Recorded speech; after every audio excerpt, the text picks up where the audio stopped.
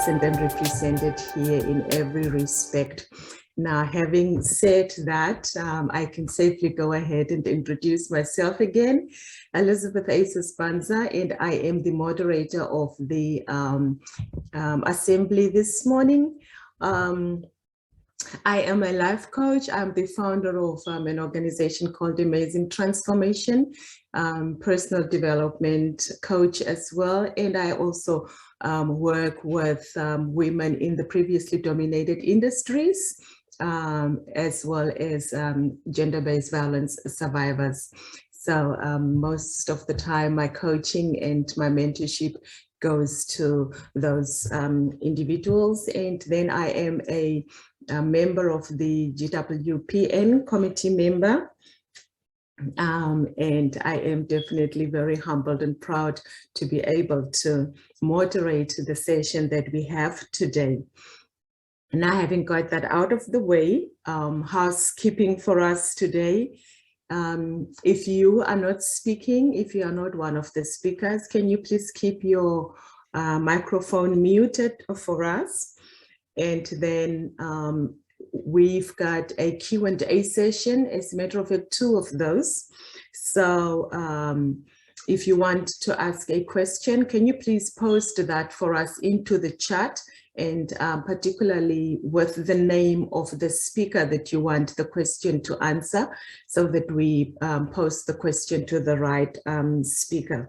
Then the assembly is providing two ways we can view this, and we prefer that you do a speaker view during the sessions and then a gallery view during the Q&A.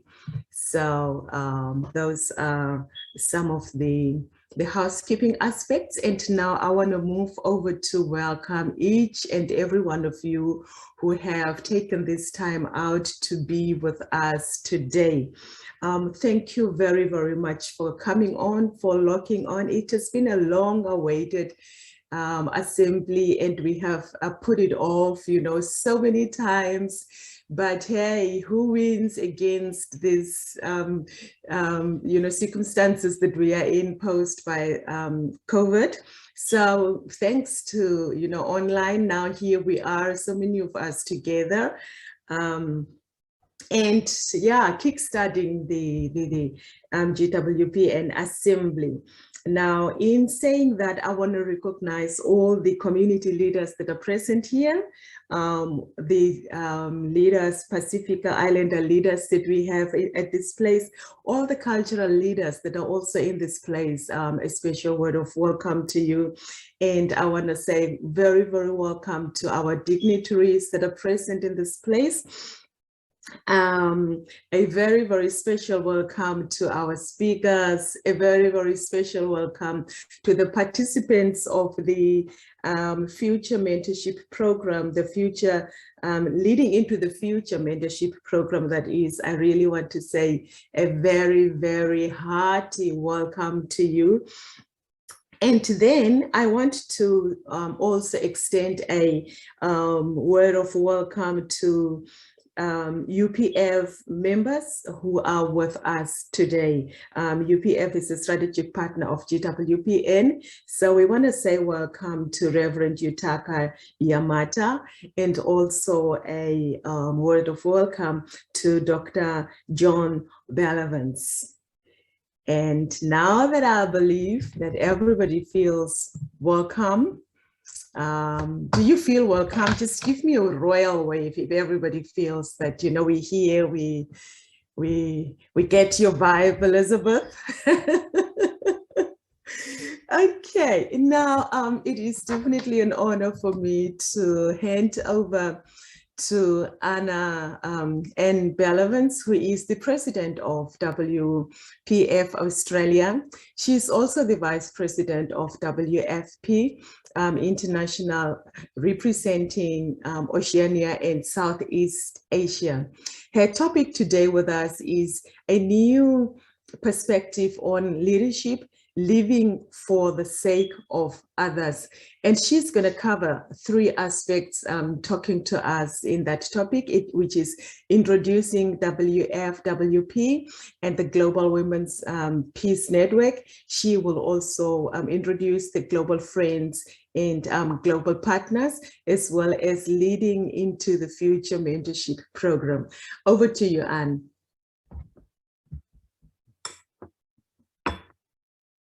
You're muted. Can you please unmute yourself?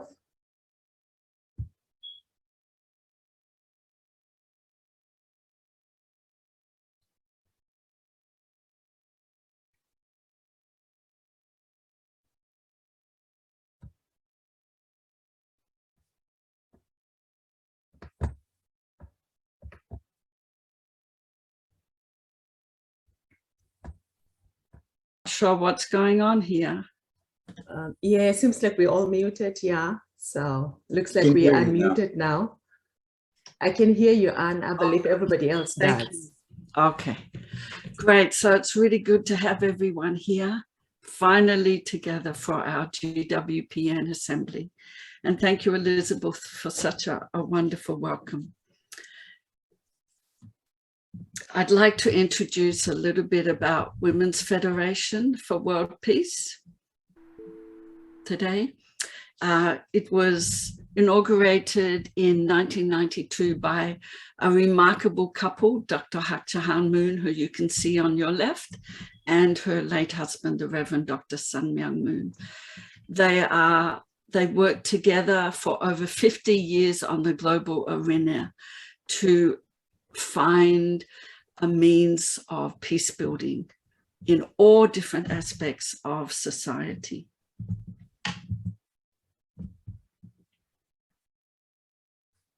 In 1997, Women's Federation International gained general consultative status with ECOSOC of the United Nations, the Economic and Social Council.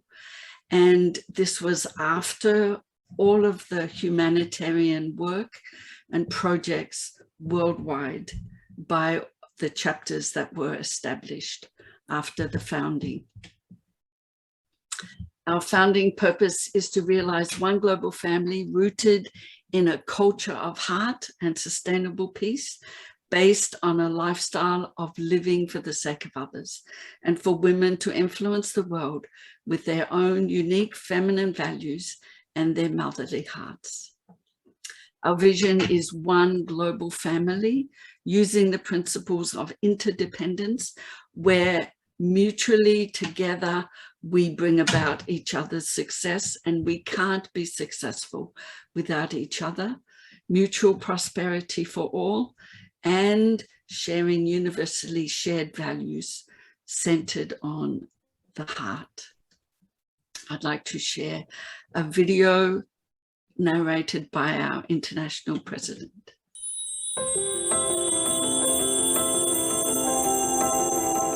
World peace has never been easy. The path to peace in a male-dominated world has always been a difficult battle, and the biggest victims have been children and women. In 1992, Women's Federation for World Peace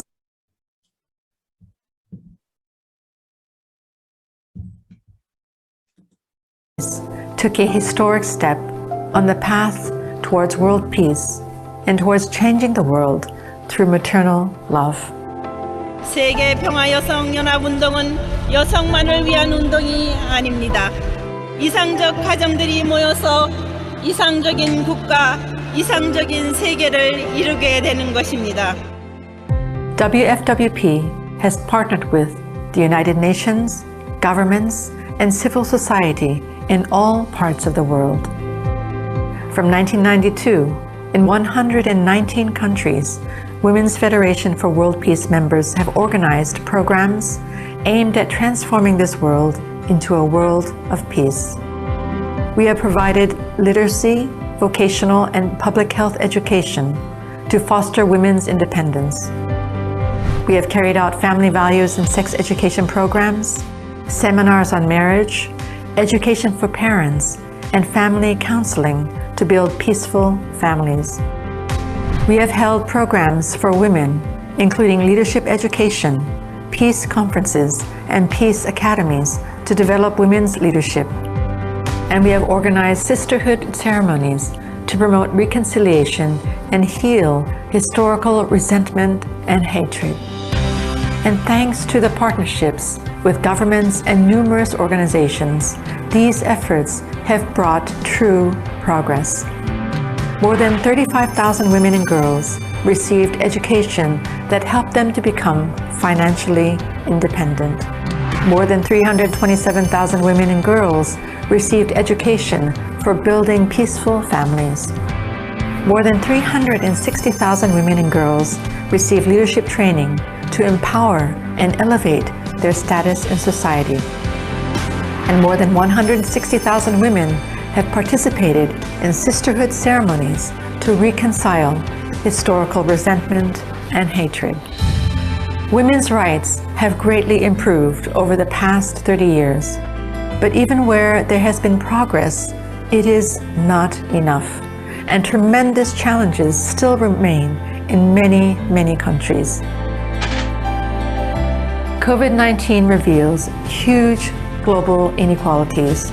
Wars and conflicts continue, and the threat of climate change is still getting worse.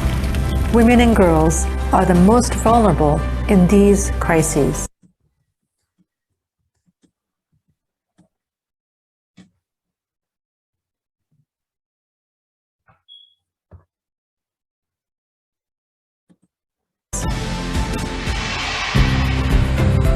But women have special qualities of empathy, caring, solidarity, and love.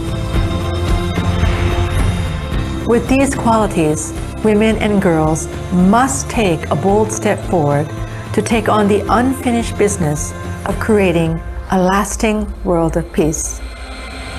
Historically, world peace has never come easy, but for 30 years, through the maternal love of women, we have worked to create a more peaceful world and will continue to do so until peace can be and is a reality for all.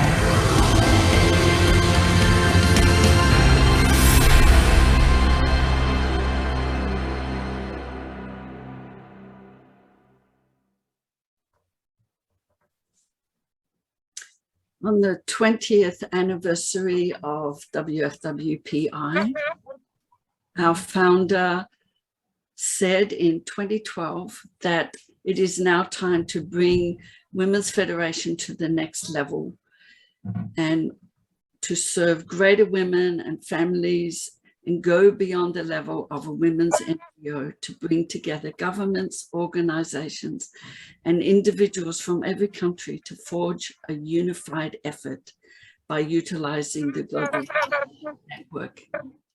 So at that time, GWPN was established, and the purpose statement is to bring together leaders, organizations, and governments to solve pressing social issues and secure an environment for equitable human development through peace leadership based on the feminine aspect of human nature. GWPN seeks to establish lasting peace and prosperity for generations to come. Our areas of impact are women's leadership, family, and the environment. And focusing on women's leadership, we have established our work here this year. After Mother Moon's announcement, it went international and was inaugurated worldwide. And in 2015, Australia inaugurated GWPN when our international president at that time visited our region.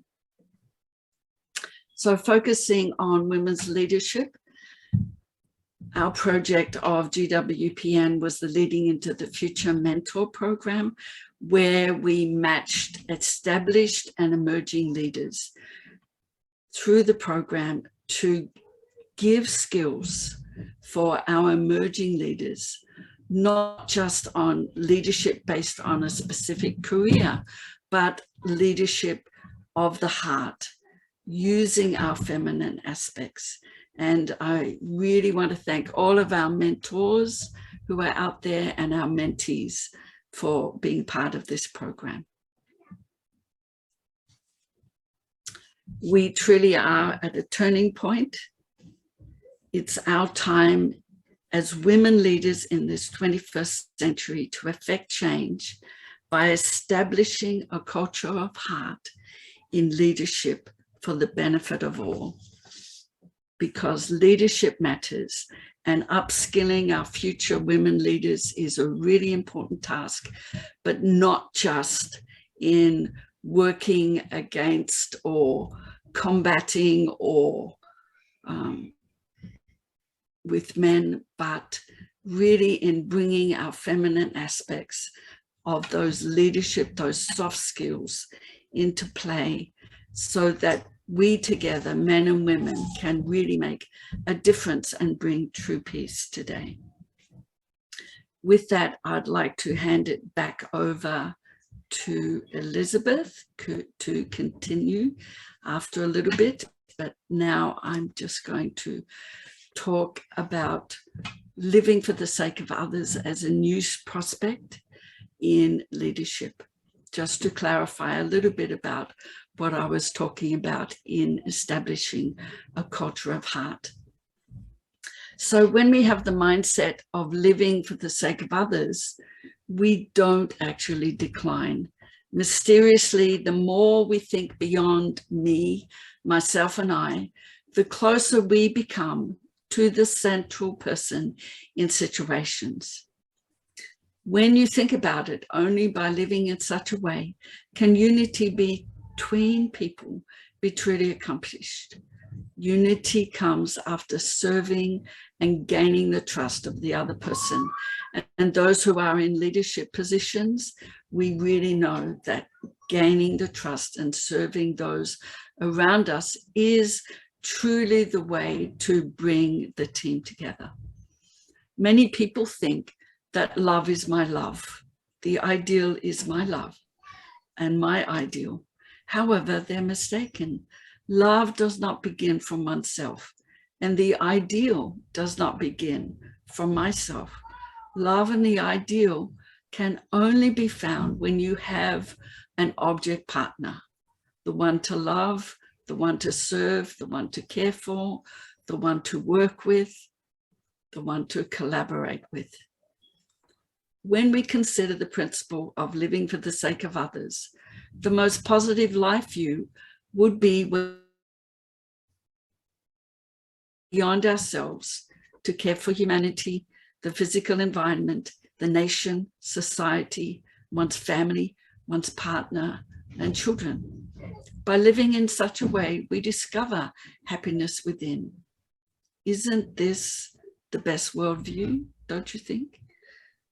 A true nation is a nation that goes beyond its own borders to serve and care for nations around them, and is mindful of the impact that the nation has on the world. Let's bring this concept a little closer. What kind of place is a heavenly home? It is where each partner lives for each other and their children 100%. This is happiness. It's the ideal, and it's real love. If you follow a worldview that supports only your own interest, you cannot lead or solve problems. We read so many examples of the exploits of self-interested nations and persons throughout history who exploited others, but eventually they lost. In reality, a leader's value comes from acting on behalf of the people, not from the exercise of leading. Likewise, people within a nation find value by living for the sake of the nation, not living for themselves.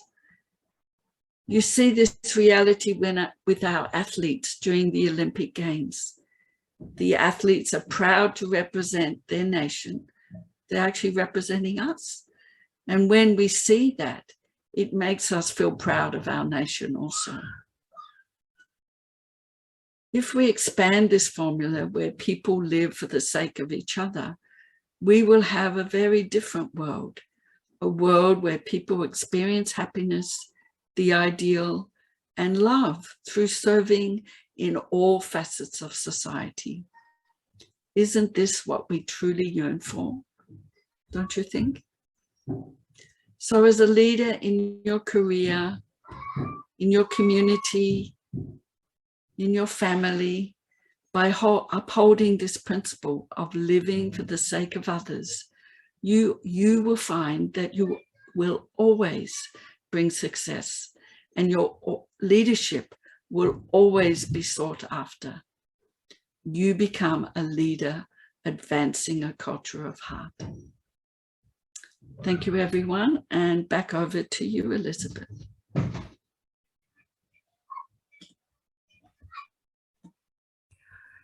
Thank you very much, Anne, for such an elaborate introduction into the program and the organization. I would like to think that we are all very proud to be a part of an organization with such a strategic mandate, and that, you know, strives to live it out, ensures to live it out. And I can definitely think that mutually and together we are striving to bring out each other's success. And that's the reason why this network is here and being launched today. Now, having said that, we're moving over to our first panel discussion. And our first speaker would be Jen Simons. But then in saying that, we will have a Q&A, as I said in the beginning. And if you have questions, please put it into the chat so that we can start collecting the questions now already, and be able to present it during the Q&A session. Now, just a little bit about Jen Simons. She is the president of Women's Sports Australia, and her topic is making a career out of your passion. And Jen has always been passionate about sports, and she knew from the word go that that was the industry she wanted to work in. From being an intern to jobs in netball, horse racing, rugby union, and now in gymnastics, Jen balances her day-to-day work as General Manager of Marketing and Industry Development at Gymnastics Victoria, and her role as President of Women's Sports Australia. Over to you, Jen. Thank you, Elizabeth, and thank you for having me, everyone. It's so lovely to be here. Now, I do have a screen that I need to share, so bear with me on the technological stuff. Hopefully that should be sharing, and let me just put it into presenter mode. There we go. Hopefully that is all good. I'm just going to get some more faces up so that I can see you as I present. Yes, well, welcome, and thank you so much for having me today. I'd also just like to start my session by acknowledging the traditional custodians of the land on which we meet today, and pay my respects to elders past, present, and emerging. So yes, as Liz and Anne have both said, my name is Jen Simons, and I am the president of Women's Sport Australia, and I'm very, very flattered to be here speaking to you all today. I also have my day job, which is the Gymnastics Victoria General Manager of Marketing and Industry Development. So I thought the best way for me to present to you today would be to give you a little bit of background about sort of myself and how I found myself in this role, and then give you a little bit of context about Women's Sport Australia and who we are and what we do, and how you can get involved with us if you'd like to. So that is me in the slide with a little netball trophy. So I have always been very passionate about sport. I grew up and started playing netball like most young girls sort of do in Australia, and absolutely loved it. I think I really enjoyed the sort of sense of togetherness and being part of a team, and I think that definitely sparked an early passion for sport in my life. And I've always loved AFL football. I'm a huge Hawthorn Football Club supporter. So I was always extremely passionate about going to the footy. It's funny, I think a lot of people ask me whether I would have played football sort of growing up. But sort of at the time that I was growing up, there wasn't that visible pathway into women's football. So I think given my time again, if I could see the AFLW competition as it is today, I probably would have been out there kicking a footy.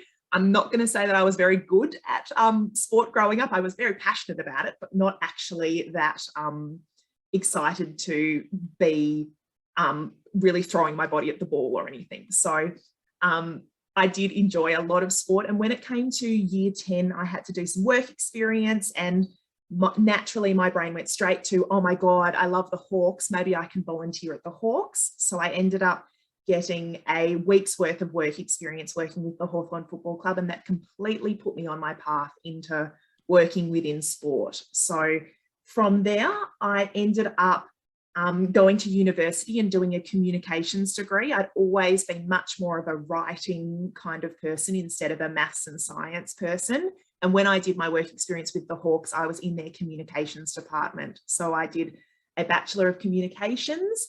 And after I finished that 3-year degree, I was very passionate about finding a job straight out of uni in sport. But I quickly realised it was quite competitive. Lots of people love the idea of working in sport. So I had to spend quite a bit of time building up experience. So actually during that time, I had a day job working as a like marketing communications assistant at Latitude Global Volunteering, who do gap year programs overseas for students straight out of year 12.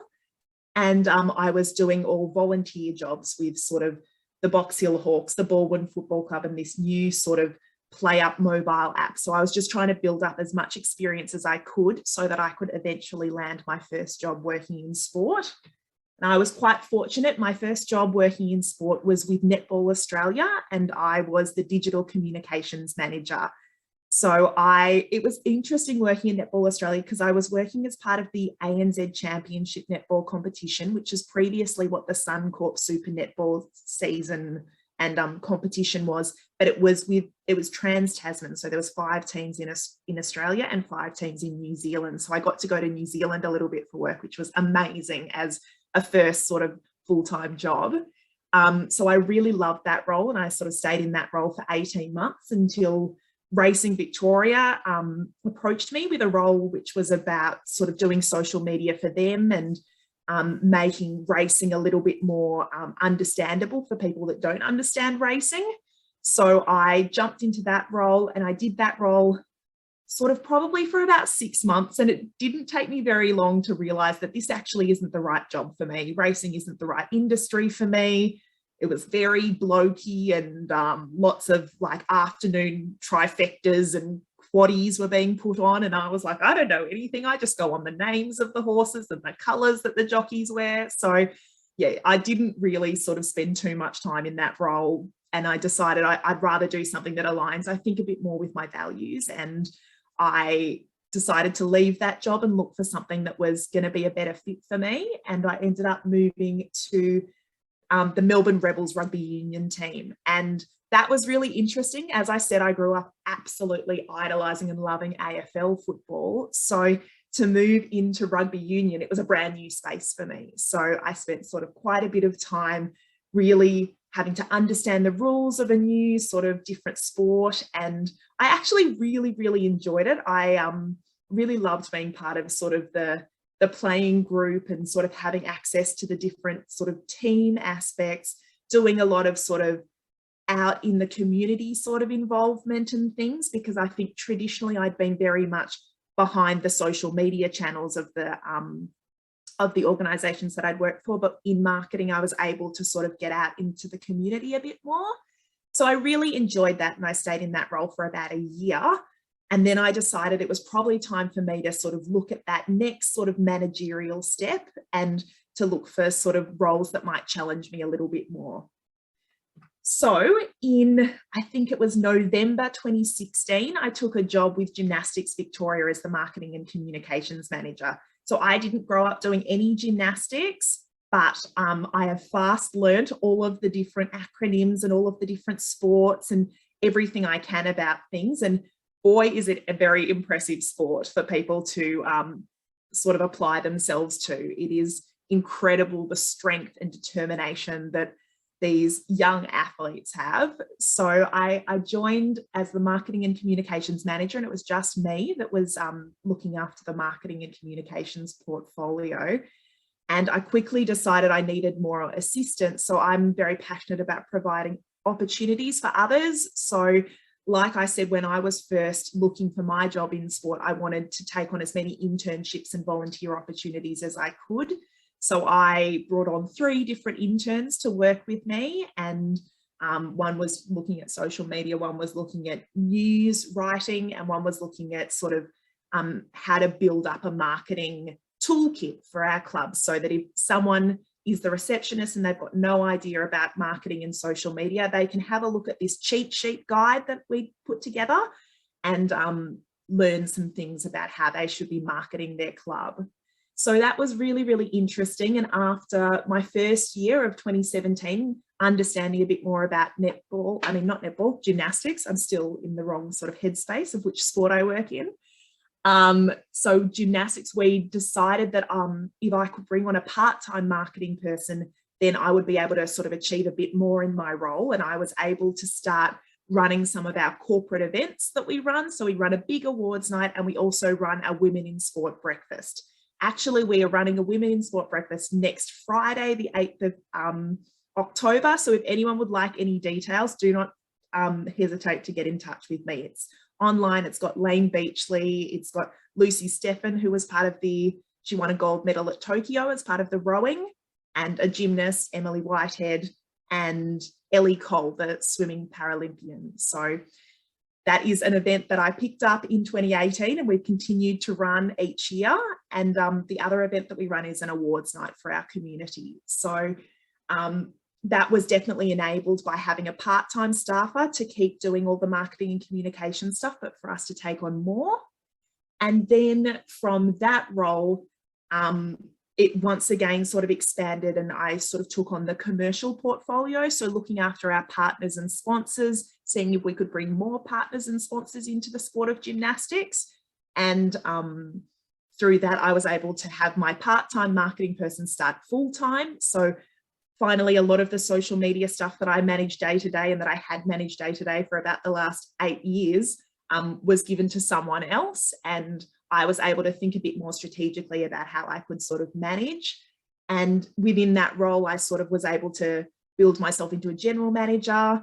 And just sort of recently, with the perils of COVID, I suppose, we've sort of done quite a bit of restructuring and just making sure that we're working as efficiently and effectively as possible in gymnastics. And I now manage our education team. So that's the people that look after all the coaches and all the judges within gymnastics, and just making sure that we are really promoting that idea of like being movement leaders. In gymnastics, we're so passionate about people learning to move their bodies properly so that they're given those fundamental movement sort of skills development, a little bit in the way that you've got swimming. You've also got gymnastics, which is where you develop those life skills of being able to jump and land properly, and you might fall over, but you catch yourself. So it's a great sport to work in. And once our gymnastics clubs can open up again after COVID, we're excited to actually get them into a new era for gymnastics and some exciting sort of projects to move forwards with. So that's a bit about my career and my day-to-day job.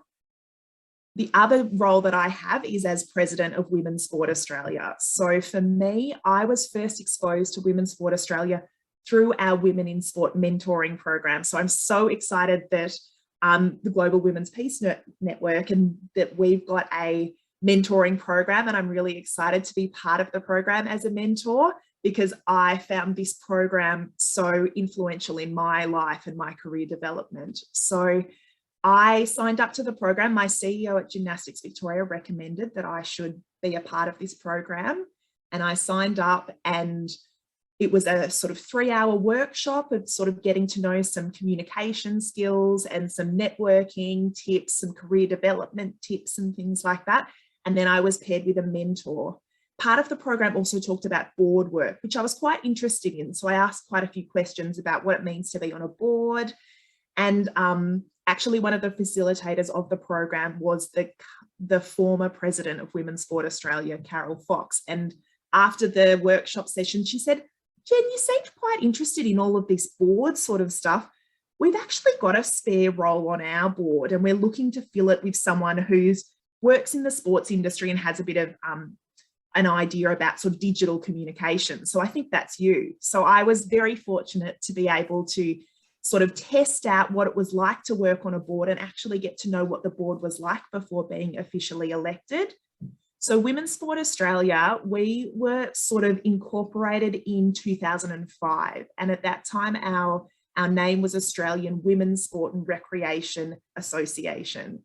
So in 2015, 2016, I believe, we decided to rebrand to Women's Sport Australia because AWRA, the Australian Women's Sport and Recreation Association, was just a bit of a long name. So we're like, let's just cut straight to the point and make it Women's Sport Australia. So I joined the board 2 years after it had been sort of rebranded to Women's Sport Australia. And our key sort of things that we were working towards were making sure that we could deliver this mentoring program for women that were working in sport to give them more opportunities, and to really sort of comment and grow the presence of women's sport across sort of social media, and advocate to the media about sort of the role of women's sport and how it's just as important as men's sport. And it's really been a really changing time for the landscape of women's sport, because in 2005, we hardly had any sort of domestic competitions. And then if you look at sort of the way that sport has grown with sort of the A-League women's sort of competition, the AFLW competition, the NRLW, the women's Big Bash cricket, the sort of Super Rugby women's competition, a lot of leagues have made sure that they've got sort of equal representation. So it's been a really exciting time to be a part of the board and to see so many of these changes happening. So for my time on the board, I was a general member after I got elected in September 2017, and I did 2 years as a general member. And then in 2019, I was elected the deputy chair of the board. So Carol knew that her time in the presidency was sort of coming towards the end of her term, and she wanted to make sure that she had a succession to take over the board position in leadership after her. And she decided that was going to be me. So in 2020, about almost exactly 12 months ago, I was elected into the president role. So it's been a bit of a whirlwind, and I am by far the youngest person on the board and leading like a mix of women and men to just work in a volunteer capacity to make change for women's sport. So yes, all of us have day jobs. None of us get paid for any of our board work. Everything that we do is in our sort of out of hours time. So I'll just give you a little bit of information about our 3 different strategic pillars that we've got. So the first sort of strategic priority pillar that we've got is advocacy and relationships. So sort of as I mentioned, with the women's sport landscape has changed dramatically since Women's Sport Australia were formed back in 2005 as Australian Women's Sport and Recreation Association. So we were traditionally the only organisation out there beating the drum, really putting ourselves out there for women's sport.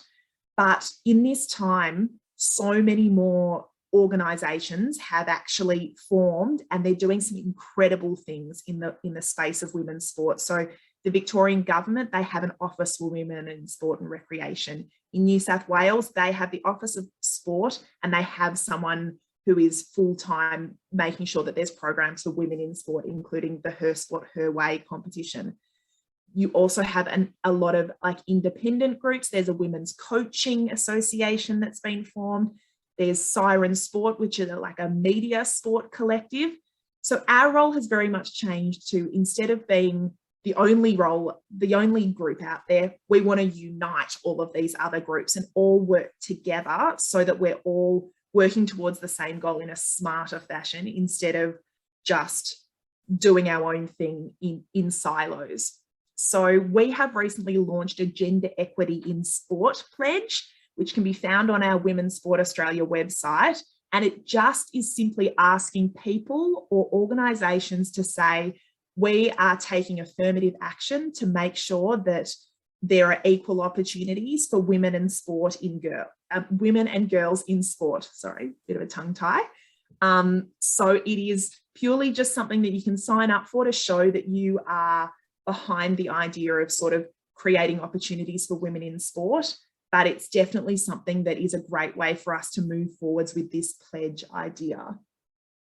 So our next priority that we've got, it's around programs and events. So one of the programs that we've got is the mentoring program that I've spoken about, and that's really aimed towards sort of coordinator and officer level women working in sport who want to elevate their career, want to build their network, and want to be mentored into those sort of senior leadership roles. And the other big program that we run is a Women in Sport Photo Action Award competition. So we got sick of seeing images in the media where a cricketer was posing with a cricket bat next to her and not actually in action when she was in being talked about. So we've run a fantastic competition, which is all around sort of photographers submitting their images of women playing sport, and we want to see them in the action. We want to see the power and the strength and the determination. So that's something that we've run 3 years in a row, and we're excited to gear up and launch in 2022 a fourth competition as well. And then the final piece of the puzzle is growing the profile of Women's Sport Australia and of women's sport in general. So making sure that we've got sort of clear talking points and we're all aligned on sort of what needs to be done to make women's sport just as influential and exciting and respected as men's sport, and making sure that we are calling out those inadequacies across our sort of social media channels, and yeah, just really making sure that we're doing all that we can to lead in this space around women's sport. So it's definitely been a whirlwind of time for me to make sure that we can really juggle these sort of priorities and make sure that women's sport is staying on the agenda and really going to make a difference. And I think it's so nice to speak in a community where it's not all women in sport in the room, because I think sport plays such a microcosm to the society in general, and it's so important that we have that equity lens over everything. And if we can see more women playing sport and being championed in this role, then it's going to mean that women can be championed in society in general. So I think that's a nice way for me to close off my speech today, but it's been so lovely to talk to everyone, and I'm very happy to answer any questions about myself and my journey or about Women's Sport Australia. So thank you very much.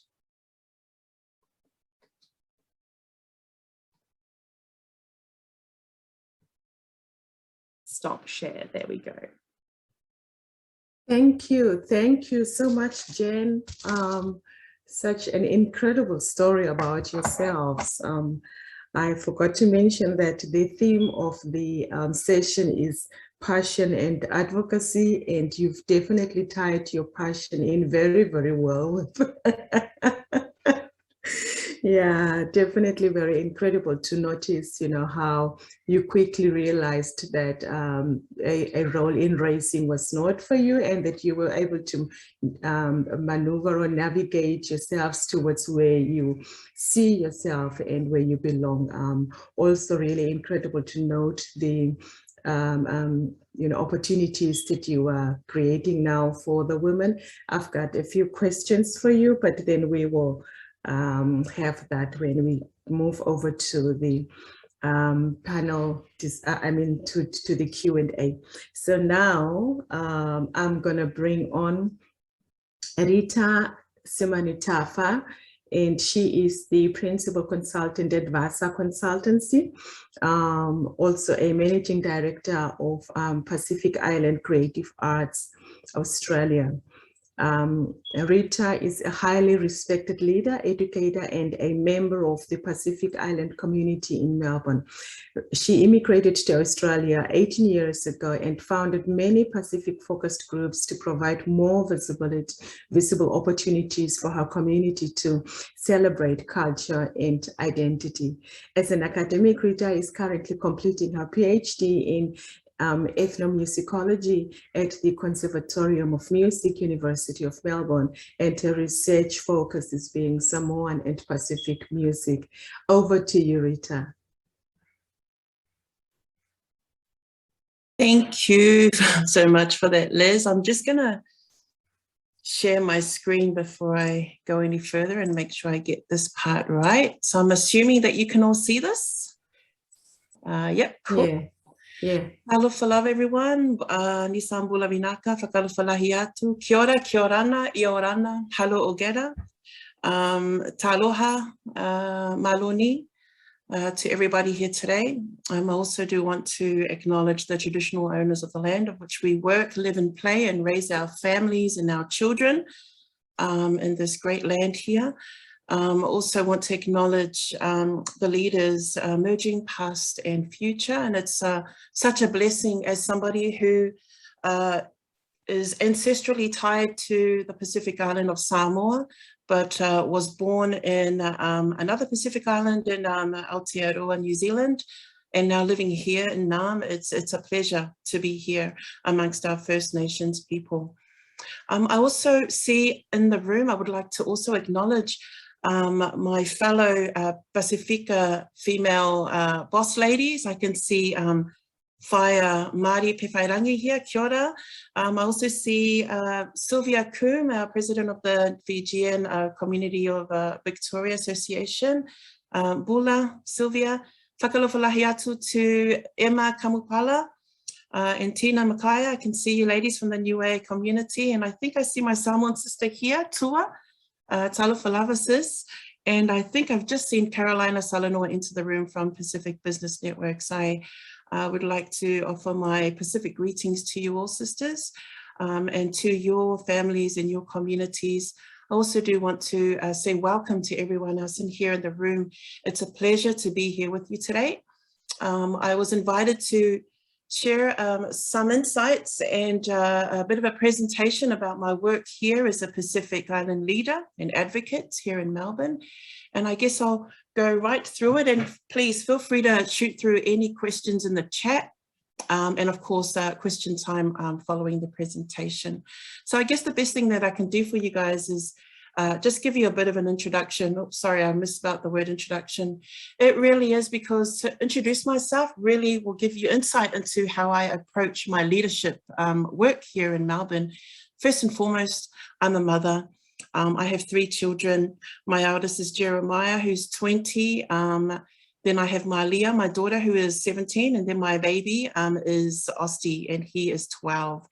And I guess a lot of my leadership training starts in the house, it starts in the home. I do love to be the boss of the house, the queen, as I say to my children.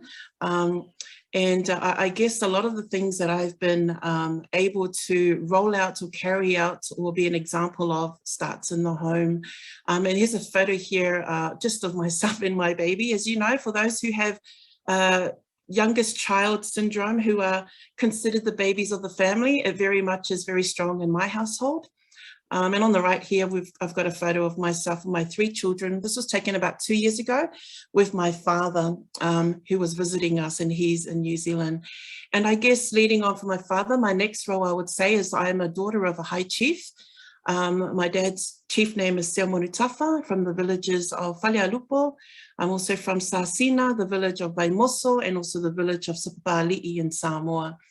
And that ties into my identity here as a Samoan. I'm living outside of my homeland, and I have the traditional tattoo on my legs, which we call the malu, which has put me in a position within my family, within my extended family, and within my community. And so sometimes for those who are not familiar with Pacific Island cultures, you may know us by the markings on our skin, which people refer to as tattoo. And a quick fact, you know, the word tattoo comes from the Samoan word tatau. And so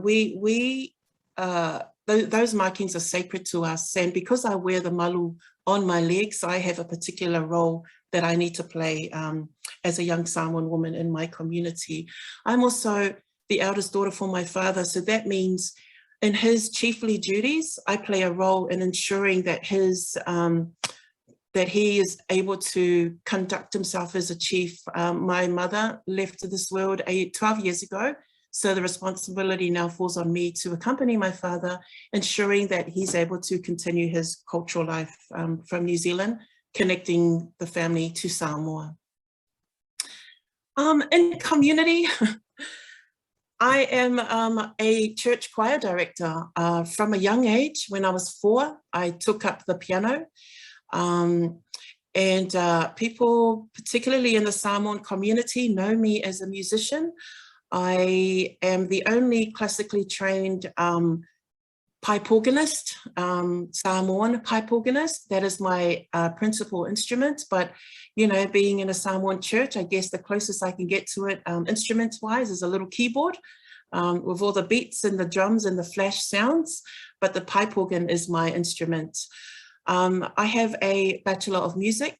I also have a Bachelor of Music with Honours. I started the Masters of Music Research, and then I am now completing a PhD in music. So basically what that means is I study Samoan music, and I am the only person in the world who is Samoan and actually studying traditional Samoan music. So the music that comes from the village. However, in my daily life as a musician, every Sunday I am the director of our church choir. I also teach a bit of piano, so I am building a little school of future Samoan church choir directors, and there are a lot of them out here in the West. And so at the moment, due to lockdown, it's all through Zoom. And so this is just how I am able to share the talents that I've been blessed with within my church community and within my Samoan community. And you have to forgive me, in my Samoan community, if you can see this robe that we're wearing, let's blame that on the 1990s when Sister Act and Whoopi Goldberg was a big thing. And then all of a sudden around the world, the Samoan churches had these robes. And unfortunately, it's 2021 and we still have these robes. I guess my next role professionally would be 5 years ago, I founded an organization called PICA, Pacifica and Creative Arts Australia. The role of PICA in community is really just to provide a platform for those of us who are creatives, whether we are actors, playwrights, directors, musicians, dancers, traditional craftsmen, craftswomen. There really was no space to do that on the world stage. If I could share a story of, you know, a young Samoan talented actor who migrated here from Auckland. He came here and he had, like, you know, studied acting, did a few shows in New Zealand. And however, when he came here, he does not look the part, you know, so he would always get frustrated at auditions because he would only get roles that pitched him as like the bouncer or the security guard or the poor person. He never got the leading role. And that's something that's always been discussed in the art scene in Australia. And so PICA was a way to kind of put together a group of artists. And, you know, we're not exclusive. We are open to anybody who wants to learn or perform creative arts, Pacifica creative arts. And so what we do with PICA is that we kind of go about our own business and create our own theatre productions, create our own choir that operates throughout the year, create our own workshops that allow our elders to share some of their knowledge in terms of making arts, creating arts within the community. It really is about sharing the talents amongst ourselves. And then, you know, we figured out that if we work together, we're a stronger unit than if we try to kind of like pursue our individual career goals. It really is about trying to start together and then kind of like spread out from that way. So PICA, this is pretty much a massive group of us. We all marched at the Moomba Festival Parade in 2020.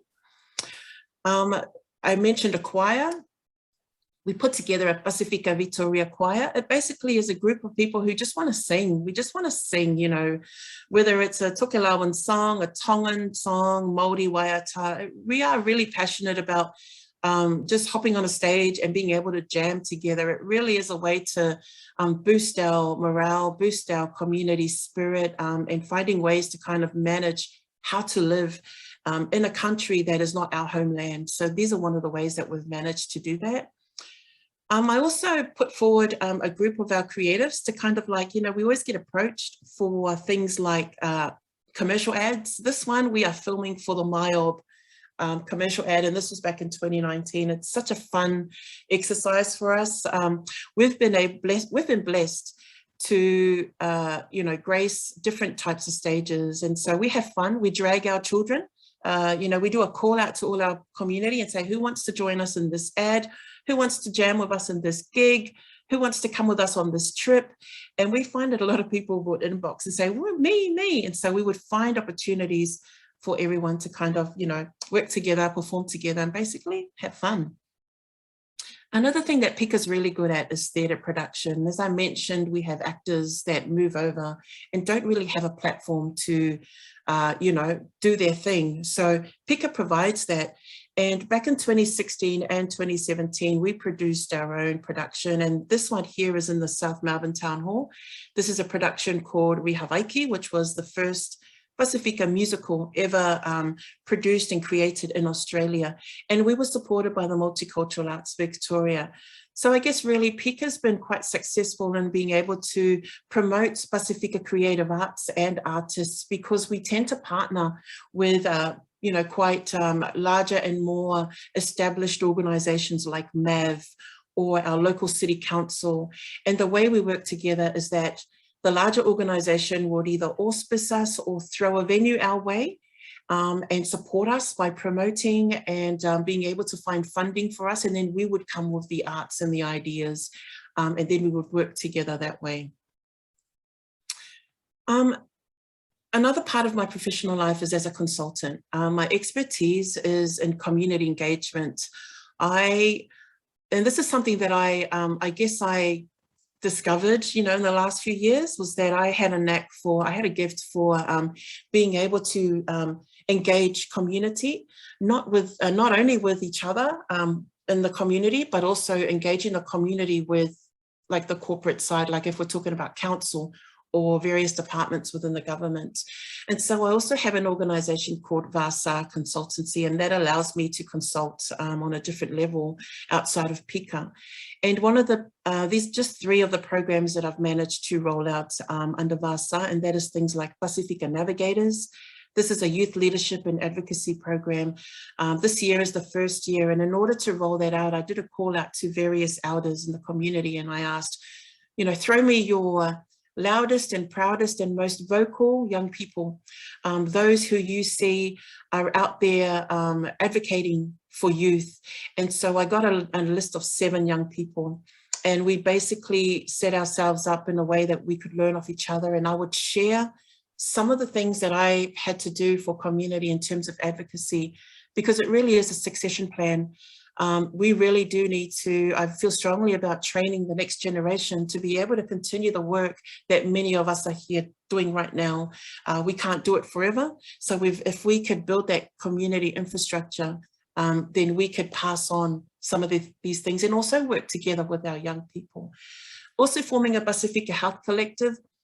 Currently, it's been a challenge. I do a bit of COVID safety work with PICA, and I found it really challenging trying to convince people about COVID and things like that. So getting together our health professionals, those who are from community and who are working at various hospitals and health organizations in Victoria, just putting them together and finding a way to, on one level, allowing an opportunity for them to network with one another and support one another.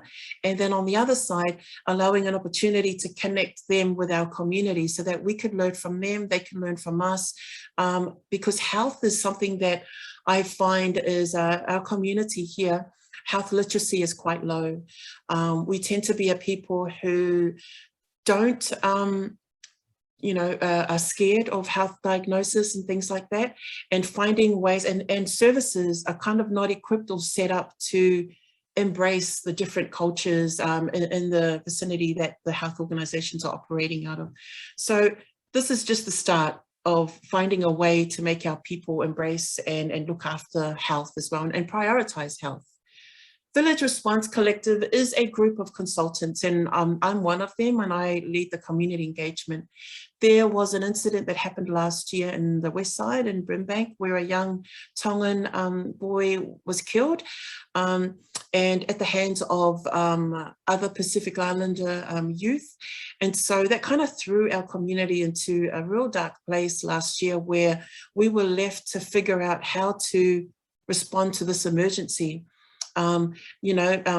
Traditionally you would have something that happens, a tragedy that happens, and then you would have the Victoria Police, and then the hospitals are involved, and Justice Department. And what we really wanted to do with the Village Response Collective was to empower our community to set ourselves up in a way that if something happened to our people, we could get to them faster, we could help them navigate all those difficulties that they experience if they're the offenders, or if they're the grieving family, or if they're the leaders within the community who kind of quite don't know what to do or what to say or how to communicate safety messages to the community at that time. So Village Response Collective is one way of, I guess, helping to build a community infrastructure. So this is just some stuff that I've put up just to show you of the work that I have to do in order to connect our health professionals to our community. So every month, Pacifica Health Collective members catch up. We're still building our registry. At the moment, we've got about 30 members in our registry. And, we have doctors here. You probably can't see here, but I'll just say a few names. Down here is Dr. Matt Bray, who is a Ratuman member of the community, and he works at St. Vinny's Hospital. We've got over here, we've got a Samoan, Dr. Sherry Salter, who is based out in the southeast at Monash Health. We have Malia Elisara, who's Tokelauan, and she's a mental health nurse. We have Tua Enosa, who's a Samoan therapy counsellor operating out in the north. So that's just a variety of all the different health professionals that we have in the community. It's really the start. I would say that 2020 onwards is the start of our community kind of really figuring out how to take our community work and our community connections to the next level.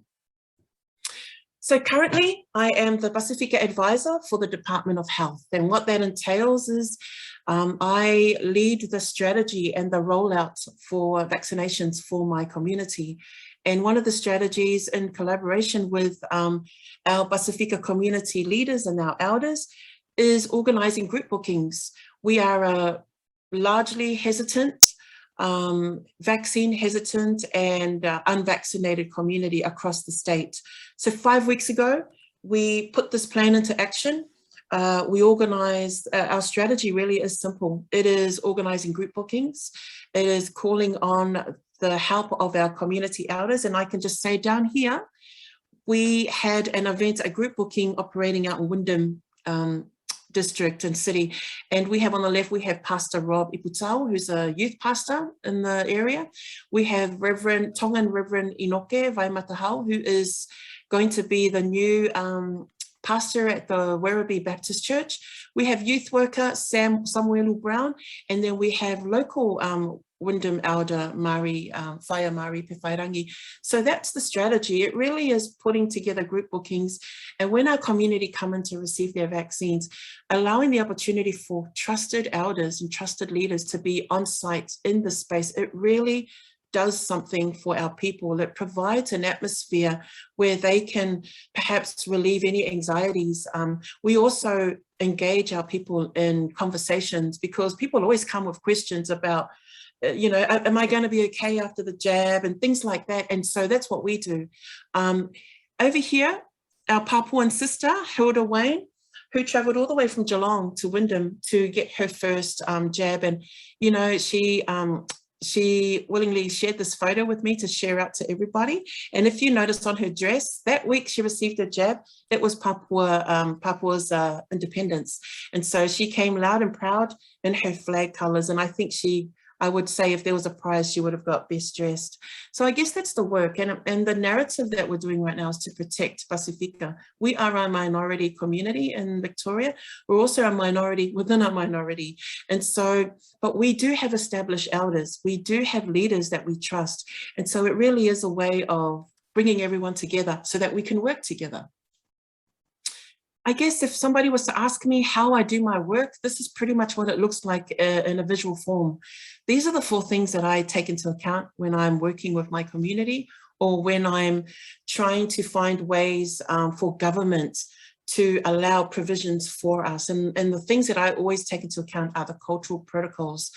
Even though we are living outside of our homeland, it doesn't take away the fact that we are still very much Pacific Islanders, and therefore we still have cultural lives, even though they may be a little bit different from how we would live them out in the islands, but we still are Pacific Islanders here. So finding ways for people to be able to implement, or be cultural is really important. And so I always take into account those kind of things when we're doing community work. Pacifica themed messaging. I guess one of the things that's key to engaging my community is when they see messages, it needs to look like it's for them. And so that could be in the case of Pacifica patterns, colors, words, text. That's really important. And I actually like putting, a nice visual, a photo of people in our community, because that's what our people tend to look at and trust. And then when they trust the visual on the first 2 seconds, they'll want to read the rest of the message. Understanding that Pacific Islands, there are multitudes of our Pacific cultures. Someone who is Tongan is not the same as a Samoan. A Māori is not the same as a Niuean. A Cook Islander is not the same as a Kiribati. And I think that's something that the general public don't understand. So it really is finding ways for us. We are a one people, but we are different. So we are same, but different. We have similar cultures, similar languages, but we have different ways of working too, and different perspectives, different worldviews. And these are things that need to be taken into consideration when you're working with Pacific Islanders. So that my role is always bringing out these elements whenever I'm advocating or leading community. And I guess flexible methods of engagement. I would say that my community is very dependent on Facebook. Facebook is where it's all happening. So safety messages go to Facebook. Important community updates, they go to Facebook first. Our people tend to go to Facebook to get all their news and things like, and also that's where all our conversations are happening online. So yeah, so understanding all these things is key to my work as a leader and also a community engager. So I guess I'll just quickly go through this part, and I guess I just wanted to share some of the things. I just can't see there we go. Leadership journey. For me, it's important to know community. Being a member of the community is key. You can't be a leader if you're not part of the community. And so when I say, when people ask me, what does it mean to be part of community? I always say, well, I've had conversations where people didn't know things were happening in the community. And I would say, well, are you following community pages? Are you in touch, or are you connected to leaders, your leader or someone in your community online? Because if you're not, you probably won't see the conversations and all the events that are happening for our community. Development of skills and knowledge. I guess being somebody who's also in academia, I've been able to implement and transfer skills from my studies to the way that I approach my community work. And I think one of the key things is that my strength is being able to articulate the needs of community, to be able to understand the bigger picture, and to be able to have, foresight and thinking of the long term, because it's really important. Longevity and sustainability is really important in our community work. And I wouldn't be able to do any of this leadership work if I wasn't passionate and I didn't have a drive. And I think my passion comes from me being a Samoan and a proud Pacific Islander, but also me being somebody who was brought up in Aotearoa. And for those who don't know what it's like to be you know, raised and born in New Zealand, you actually live and breathe and learn about the First Nations there. And I find that that's something that's missing here. So over there, we got to grow up and learn Māori, te reo Māori, sing Māori songs. It's not our culture, but we got to learn it. And when I came here, I already had that mindset, which was a little bit more open, embracing of other cultures. And I think that's key. Emotional support. I do have a very tight circle. I tend to be a person who just doesn't give any air or time to things that I know would be damaging to my mental health. So I have trusted family and friends that I speak to. Having the courage to prioritize things. It can be very daunting when you are in the front line of something for community, and then you feel very conscious of yourself, and then you're not brave enough to prioritize what's right. And so I think that's one of the key things for me. Prioritizing my mental health is key to me being able to continue the work that I do. And also serving community. It's very telling when people take a frontline position and they haven't served community. You will find that community won't come to your event. Community won't listen or want to engage in whatever you're rolling out, because they don't know you. And how do they know you? You need to be somebody who's serving community. It really is a big thing in our Pacific Island cultures. Challenges, okay. I'm going to be open here and say that as a Samoan, my culture is very much a male-dominated one. Majority of chief titles go to the men. In history, you know, we've just been able to acknowledge a female prime minister in Samoa. And, you know, other members who are leaders, elite leaders in our community, I would say, are the church leaders, our whiwhiao, and they are men, okay? So, and their spouses, who we refer to as whaletua, they are women, and they are seen as people who actually support, they support the whiwhiao. So that's been a challenge for me as a woman, because a lot of the things that I do in community, I do a lot of leadership. And when I talk as a leader. And so that's quite a challenge. And that's something that I'm always mindful. So I have to approach my leadership work, particularly in the Samoan community, from a very respectful and humble position. My cultural status, I am untitled. I don't have a chief title. And in Samoan culture, if you don't have a chief title, you're basically somebody who could be invisible or unheard.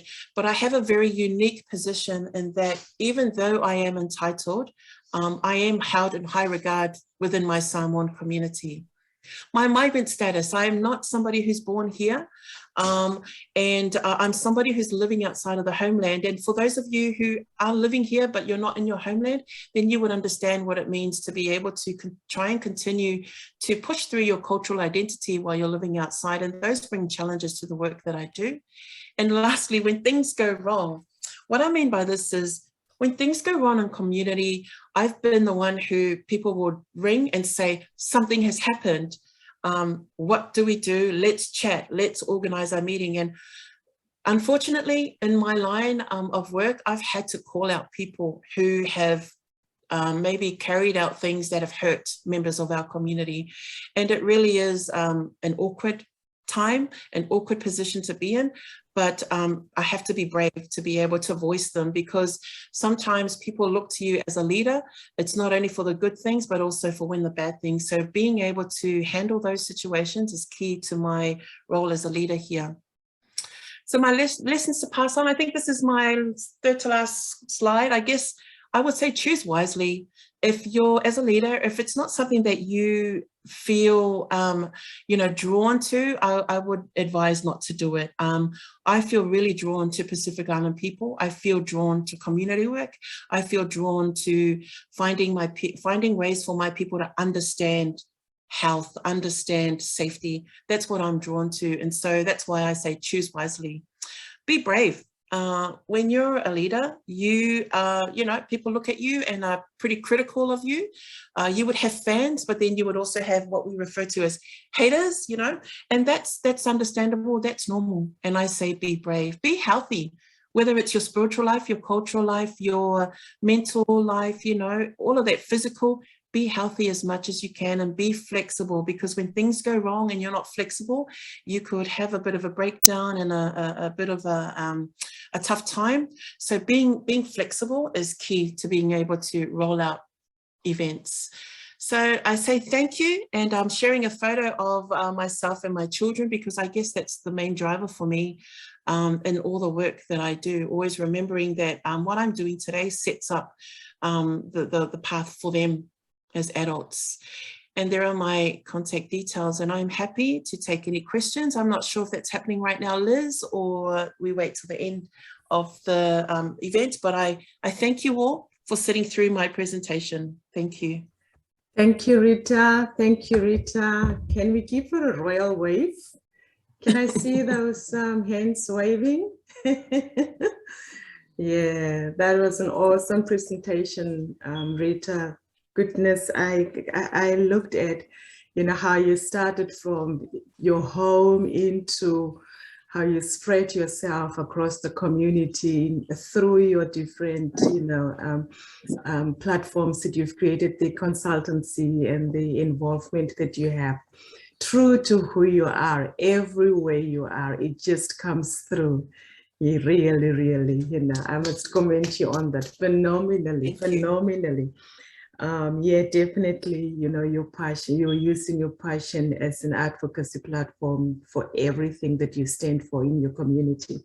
So in saying that, Rita, I want to start with you. I've got two questions that came through while you were talking. If the other questions come through, I'll be supported by Anne to get those as well. Do you think the wider Australian community knows about the Pacifica community? Yeah, sure. The Australia definitely knows, you know, we are neighbours. You know, I would say millions of years ago, Papua was part of the Australian continent before the plate split. So, which is why, if you've been wondering, Papua is actually related to the first peoples of Australia. They look similar. They even have similar animals and flora and fauna. And so I would say Australia definitely knows about Pacifica, because you see us on the screens every weekend. We are the NRL players. We make up a huge membership of the Wallabies player. And, you know, Jane will probably have come across some of our Pacific Island netballers. You know, we've got some very famous netballers out there. So we definitely know, but I guess there's a lot more to learn about Pacifica peoples.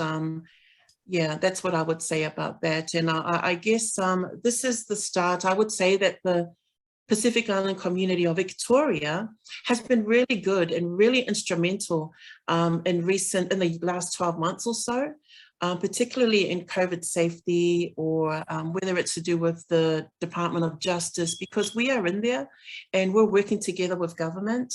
And maybe the wider public don't know about the work that we're doing, but I would say in Victoria, we are really starting to make moves, and that's creating a lot of attention. That's good. That's a good answer. I've got another question. Do the second and third generation islanders born in Australia still keep the culture? And if that's yes, what is the key way that culture is being transferred to the young ones by the elders and parents? Sure, I would say across the board, whether you were born here or you have children here and then they have children here, I think a common theme that I've seen across social media is that our young people are proud Pacifica. They are so proud, and the reason why is because we've got a lot of role models out there on the world stage. But in terms of embracing their culture, yeah, there are many ways to embrace culture, but sometimes I would say sometimes it's not so easy. Because there are not many opportunities for us to be able to do it. And like I said in my presentation, people like, you know, the leaders who are here in the room, the Pacifica leaders, what we have to do is kind of create those platforms, like what I did with Pika. If we didn't create Pika, we wouldn't have had a musical theatre production. We wouldn't have had this Pacific Island choir that performs across the state. And that really is us paving our way. We don't wait for somebody from the top to say, here's money, go and do it. We actually have to start it off. So I think those are one of the ways that culture can be embraced and shared. On a personal level for culture you really do learn culture from your parents. They are your first teachers. And sometimes the parents don't know enough about their culture too. And so that's a conversation, that's another conversation. And I would say that there's still room for us to, you know, find ways to help each other out. Yeah, heaps of work to do. Good, thank you. Those are the two that I had for Rita. Then the other two that I have is for Jen. What are the benefits for a younger woman to join the board? You've spoken about Jen. Yeah, I think it's definitely been something that when I was first approached about being on the board, I was like, oh, like I'm 28, like I was 28, I'm 33 now. But when I was first approached, I was just like, that's not something that people my age do. That's not, it's being on a board is a role for an old man. Like that's sort of a lot of the preconceived ideas about board work were like just old men who were bald, really. That was sort of what my thoughts were. But I have developed so much as a person by undertaking the board work and just learning about how things sort of operate in terms of like the strategy setting and understanding things like AGMs and all the notices that have to go out, having a quorum of people so that you've got enough people in the room to make decisions. I think just understanding like reading financial reports and things like that. I work in marketing. As I said, I'm not really a maths and science person. So it's been nice to expose me to those different areas of understanding an organisation. And I believe I've become a better employee at Gymnastics Victoria for understanding how a board operates so that when I need to present to our board, I understand exactly what they're looking for and I can almost talk their language. So I speak to quite a few women working in sport and I definitely encourage them to get involved with as much sort of exposure to their own board as possible and anything that they can do working on committees and subcommittees, because that's the kind of experience that is then going to set them in a good place to take on a board role. Okay, the next question is, have you seen a change in the attitude of the male counterparts in the sports industry?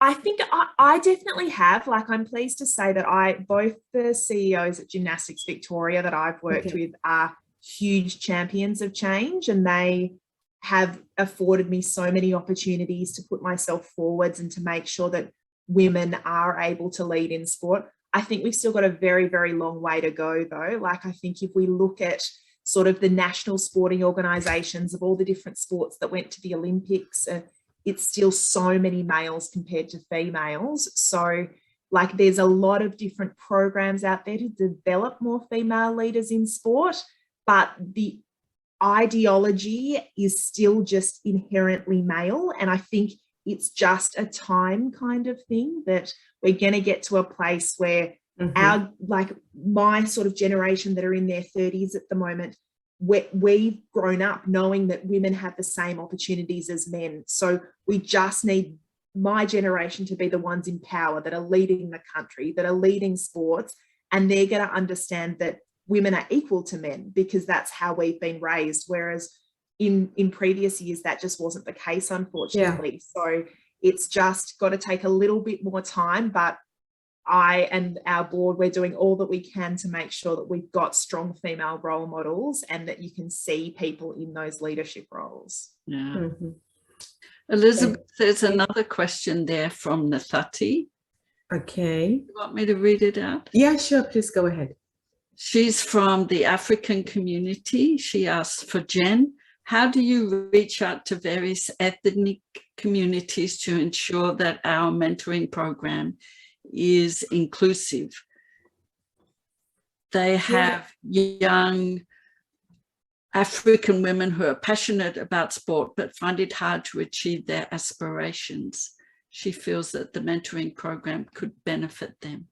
No, I would love to connect with you like more about how we can make our program more appealing and welcoming for sort of culturally and linguistically diverse people, because I think I think traditionally sport has been seen sort of in quite a white gendered lens, because it was sort of something that there's a cost sort of associated with these different things.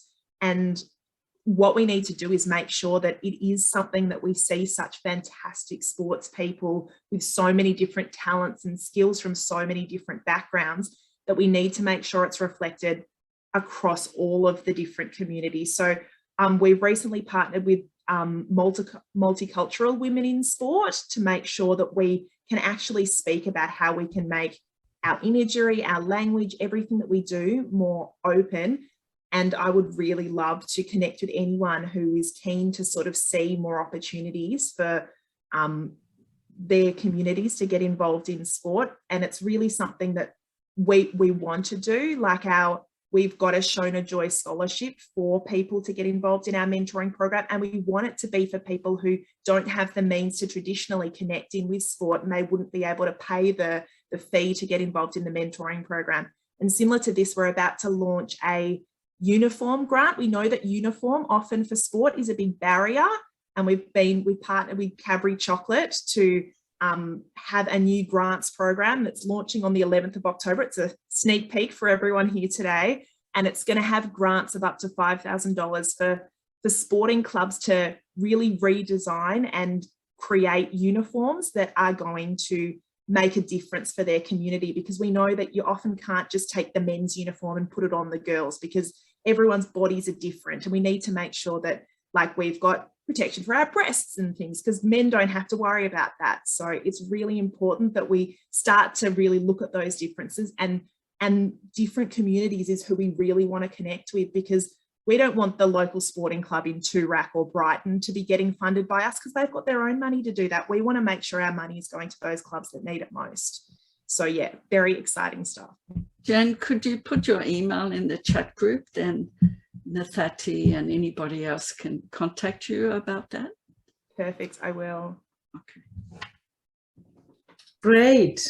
We move on to the next segment of the program, which is the panel discussion again. This panel discussion is themed Leadership of the Heart. And we've got our first presenter in this segment, who is Heather Yelland. And let me just get Heather's bio so that I can give that through. She is the president and founder of the Elevation Company.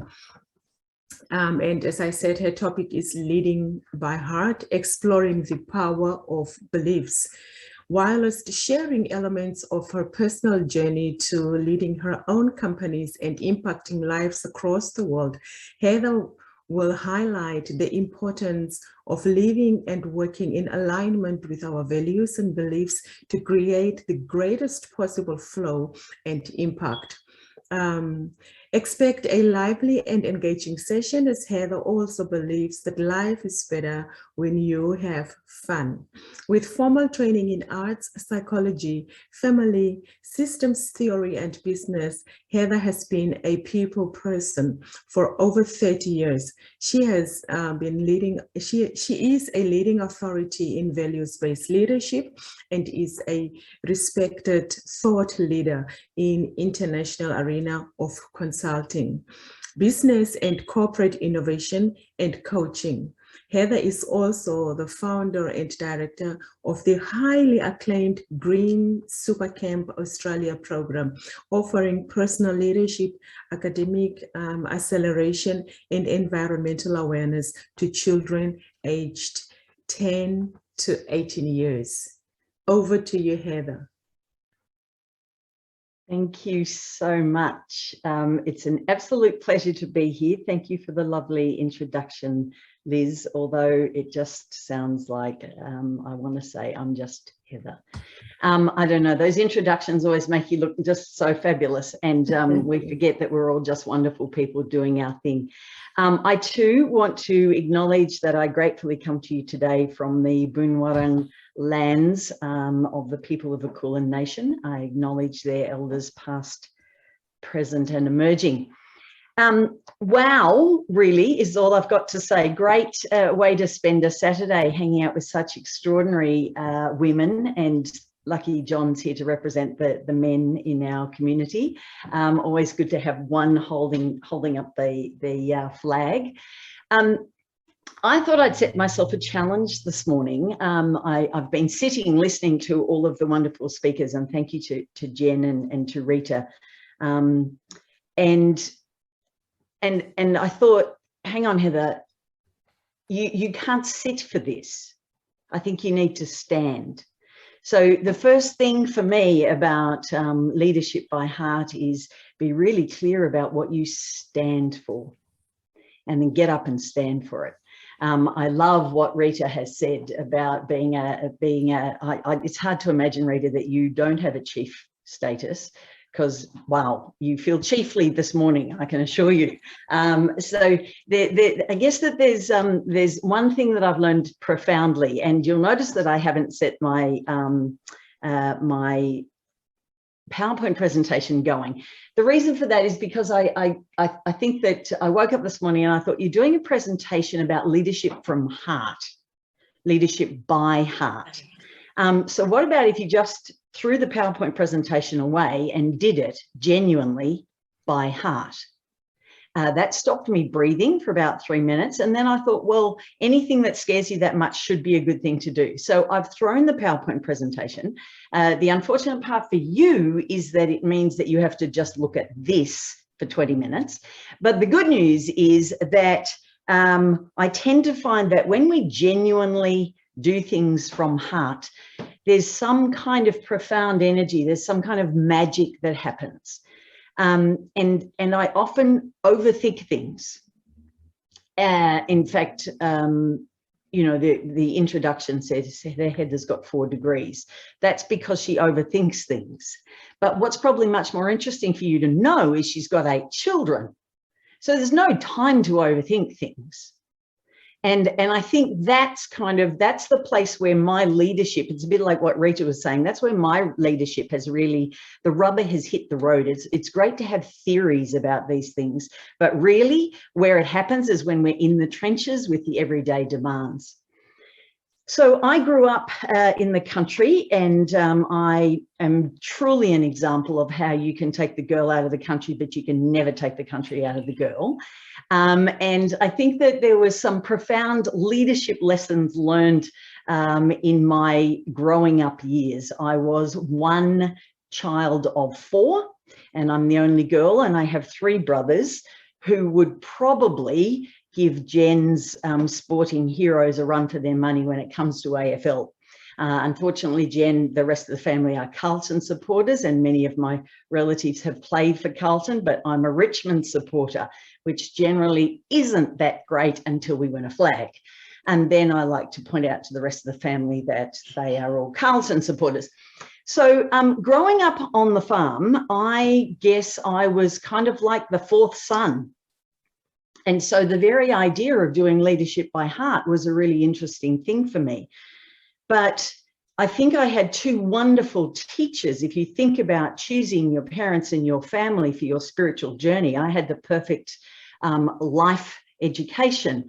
On the one hand, I had my dad, who was a very strong leader in the Australian community and international community in the development of beef, the production of beef, particularly in ways that were more environmentally friendly.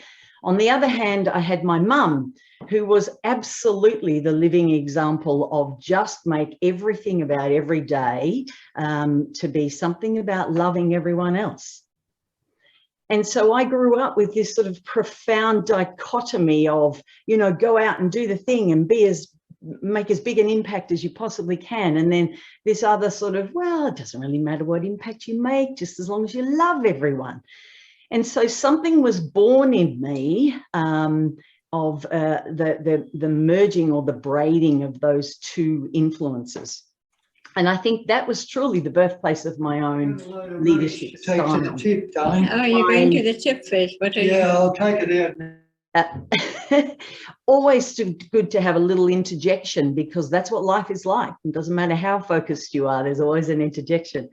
But I guess for me, my leadership style was one of coming down to a pretty simple yet somehow profound insight about the world, that everything is energy.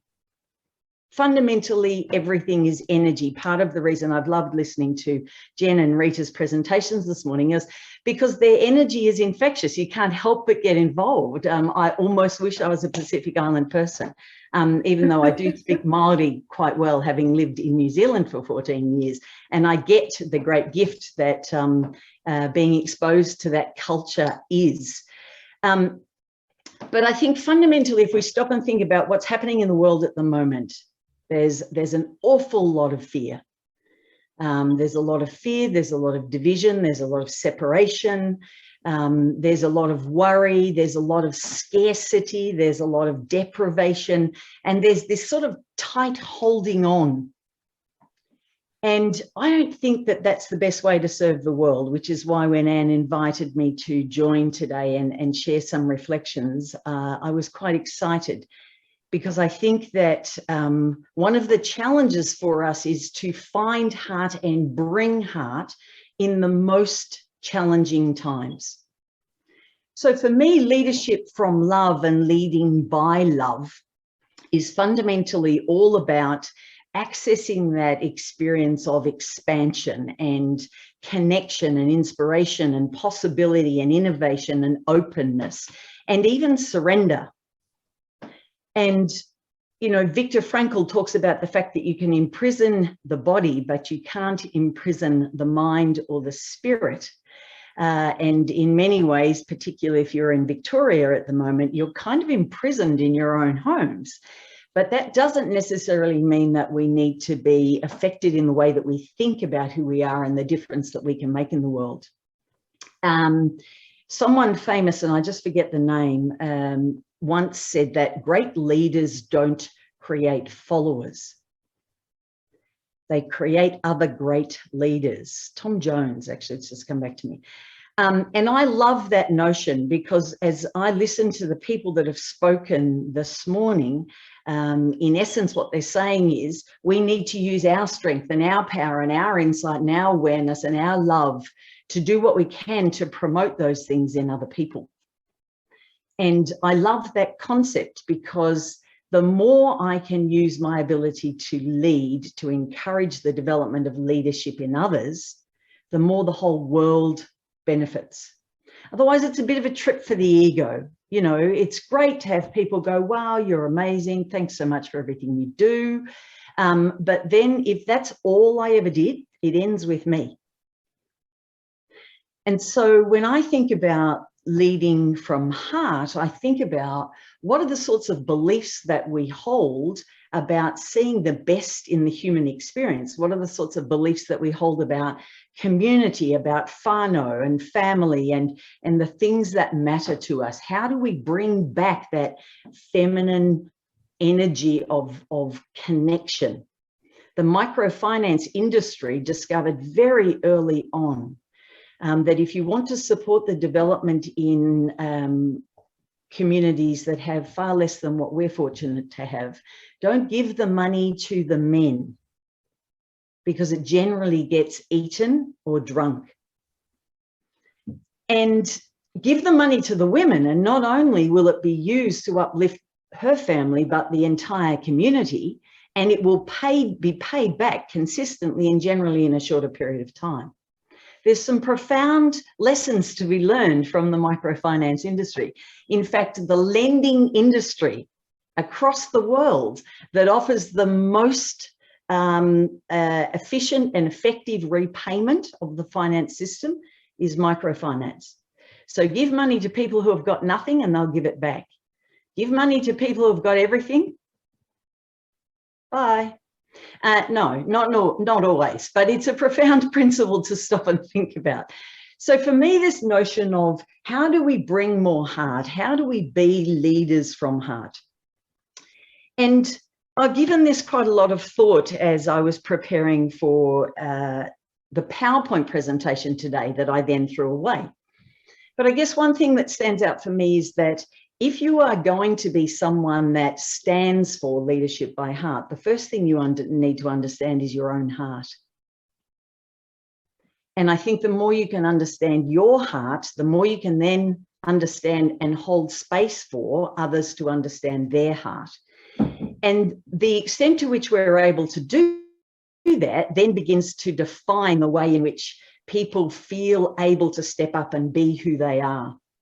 At our Green Super Camp Australia program, I often say to the children, show me your finger. What's that at the end? That's right, it's a fingerprint. And it tells me that you are unique. No one has ever had that fingerprint before, and no one ever will again. So you are born to make a difference in this world. And the first and most important task of leadership by heart is to understand what is that difference that I was born to make. Once you've done that, it then becomes so much clearer what path you wish to travel. Jen's presentation was a fantastic example. I love those little skinny netballing legs. I had those too, Jen. But when you really know what it is that you're passionate about, when you understand what it is that, if you like, calls to your soul, then you begin to unravel the importance of the difference that you were born to make.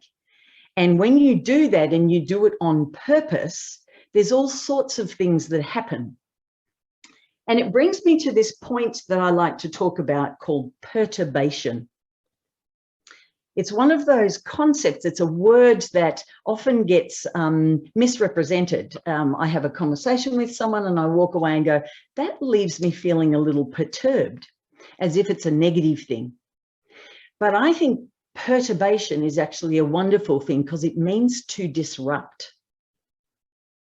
And in many ways, we are at a point in history where I think we needed to be disrupted. We need to be rattled out of our comfortable cages. We need to be challenged to be different and show up in a different way.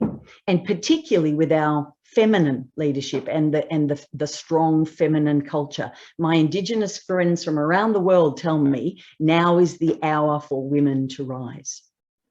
And the way that these people are represented or have represented not only themselves, but their communities and women generally today is an inspiring example of that.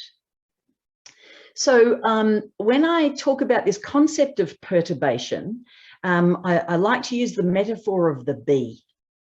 Now, the bee understands its purpose. It understands its little fingerprint. It was born to gather nectar and make honey. And it's very clear about that. So it goes off every day to live out its little difference of gathering nectar and making honey. In the act of going in to collect nectar from the stamen of the plant, it accidentally flaps its little wings and in the process produces a bit of a spray of pollen from that plant. Then it turns around and goes over here and goes and gets more nectar and spreads its little wings, flaps its little wings and spreads that pollen to another plant. And in the process of doing that, it has actually become the foundational piece to the cross-pollination process that allows every one of us to live a life. No bees, no life. But if you went and said to the bee, what's the purpose that you're fulfilling? I am absolutely certain if they could talk that the bees would not say cross-pollination so that I can be the main gig in life. I'm pretty sure that they would say, I just go out and get the nectar. And it's really easy for us to think about the same thing. But I invite you to wonder about what would be possible if you understood the true impact as you go about doing your daily task, just going to get your nectar, that there was some kind of magic, some kind of possibility or opportunity that was made manifest simply by you doing the thing that you were born to do, simply by you living the difference that in essence you were born to make. And I invite you to think about how you lead by heart from that place. Because we live in a world that values what you do and what you have. But at the end of your life, people will reflect on who you be. I know the grammar on that's a little bit awkward, but if we consider that leading by heart is truly an expression of who we be, then surely one of the first tasks for me is to understand, who am I? What is the difference that I was born to make? And once I understand that, I can then start to challenge my own beliefs. What do I believe about myself? What do I believe about love? What do I believe about the world in which I live? What do I believe about the people that I lead? When I understand that, it's easier for me to stand back and hold the space for others to come forward.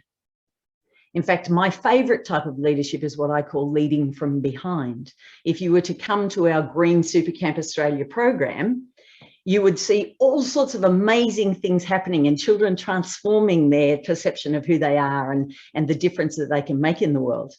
And then you would see this woman sitting down the back of the room there drinking an awful lot of tea. And you'd think to yourself, who on earth is she? That's me. That's me leading from behind. And sometimes, yep, I need to stand at the front just for a moment. But I want to do what I can to create the space for others to do the leading, because the more that we do that, the better the world is in the longer term. So challenging what we think about and particularly challenging what happens to us, because our success in life is not defined by what happens to us. Our success in life is defined by what we come to believe about ourselves because of what happened to us. I grew up on a farm where we had 7 consecutive years of drought. Our neighbour had a child who was 6 years old before she first felt rain. 6 years, that's a long time. And after 6 years of consecutive, well, 6 consecutive years of drought, you can be assured that life on the farm is tough. And I decided as a little person at that stage that my responsibility was, my task was to be responsible. My mum had to leave the farm to go and get work in order for us to have an income just to live. And so I, at the age of, I think at that stage I was 11, became the mother. And a little like Rita, I'm exceptionally good at shouldering additional responsibility, but it became a limiting belief. I felt as though it was my responsibility to do everything for everyone. If you rang me at 3 o'clock in the morning and you said, I don't feel good, I need someone to talk to, I'd say, great, let's chat. And that's a good thing, but it's not if 50 people are doing it each week. And that's a little bit like what my life is at the moment. So I had to learn to take charge of making conscious choices about what I believe and making sure that my beliefs didn't start to run away with the extent to which I took that ownership or that responsibility. The other thing that I think is really important when it comes to leading from a place of love is to really think about, as women, there are many demands on us. You know, if you think about yourself as a tank and there's water in the tank and there's a whole lot of taps around the base of that tank, many of which are open and often we don't get to turn them off. So we have partners or husbands or wives or whatever it is we have children, we have parents, we have elderly neighbours, we have community things that we lead, we have businesses, we have employment, we have all of these things making demands on us. And that's okay to have 20 taps at the bottom of your tank and to have them all turned on all of the time. But it only works if you've got one hell of a supply of water coming into the top of the tank. So I kind of have, if you like, 3 tips for young players when it comes to leading by heart. Tip number 1, fill your own tank first. And look at you all, brilliant, wonderful, all nodding your beautiful heads. Thank you that you agree. We all agree. Now raise your hand if you actually do it. No, great, didn't think so. But it's such an important thing. And I'm being a little bit cheeky, but we do know that it's important. You cannot give water out any number of open taps unless you have some in your tank to begin with. but do you actually prioritize the filling of that tank? And what else would you make possible in the world? What other magic could you do if you did? Anne began this session beautifully by talking about the importance of living a life in service. And I so agree, because no one serves like a woman on purpose. But the women who will serve best, serve most profoundly, make the greatest impact and serve longest are the ones who know how to fill their own tank first. So lesson number one of leading by heart, well, that's actually lesson number two. Lesson number one is know your own heart, know what you stand for. Lesson number two is fill your own tank. Yes, and someone's just said in the comments, sometimes just being is enough. I actually think that being is one of the most profoundly powerful things you can do. Be still and know that there is something greater. When I'm consulting with clients, I often take them out of the buildings and sit them in parks. Nothing good ever happens in a square room, just saying. You know, do what the Māori and the Indigenous people of our own country do. Sit in circle, get outside. Square doesn't exist in nature as a general rule, everything's round. So get out in nature and connect to the earth and be still and be silent, because there's a greater wisdom than you and I. Something greater than you and I knows what's going on here.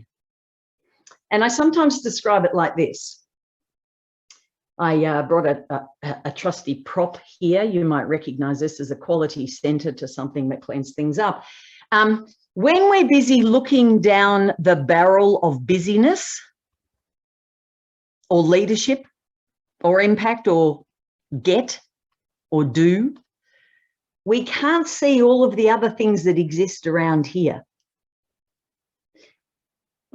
And I think that another responsibility for each of us as leaders in whatever form or fashion we choose to do our leadership is to actually break the mold of this and to open up.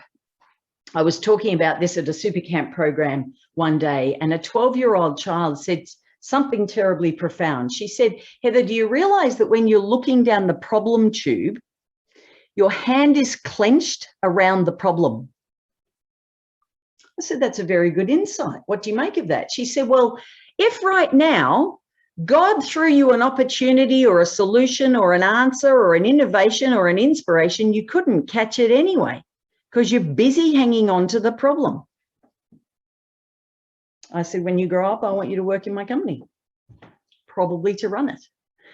And then I thought, yeah, take that concept and do something with it. So then I started to think about, if we open our hands, then when the universe throws inspiration or ideas or innovations or possibilities at it, we are available to catch it. Now, that's a metaphor for what we can do with our hearts. If our hearts are closed, we can't catch anything, and we will do the same stuff the same way multiple times and expect a different solution.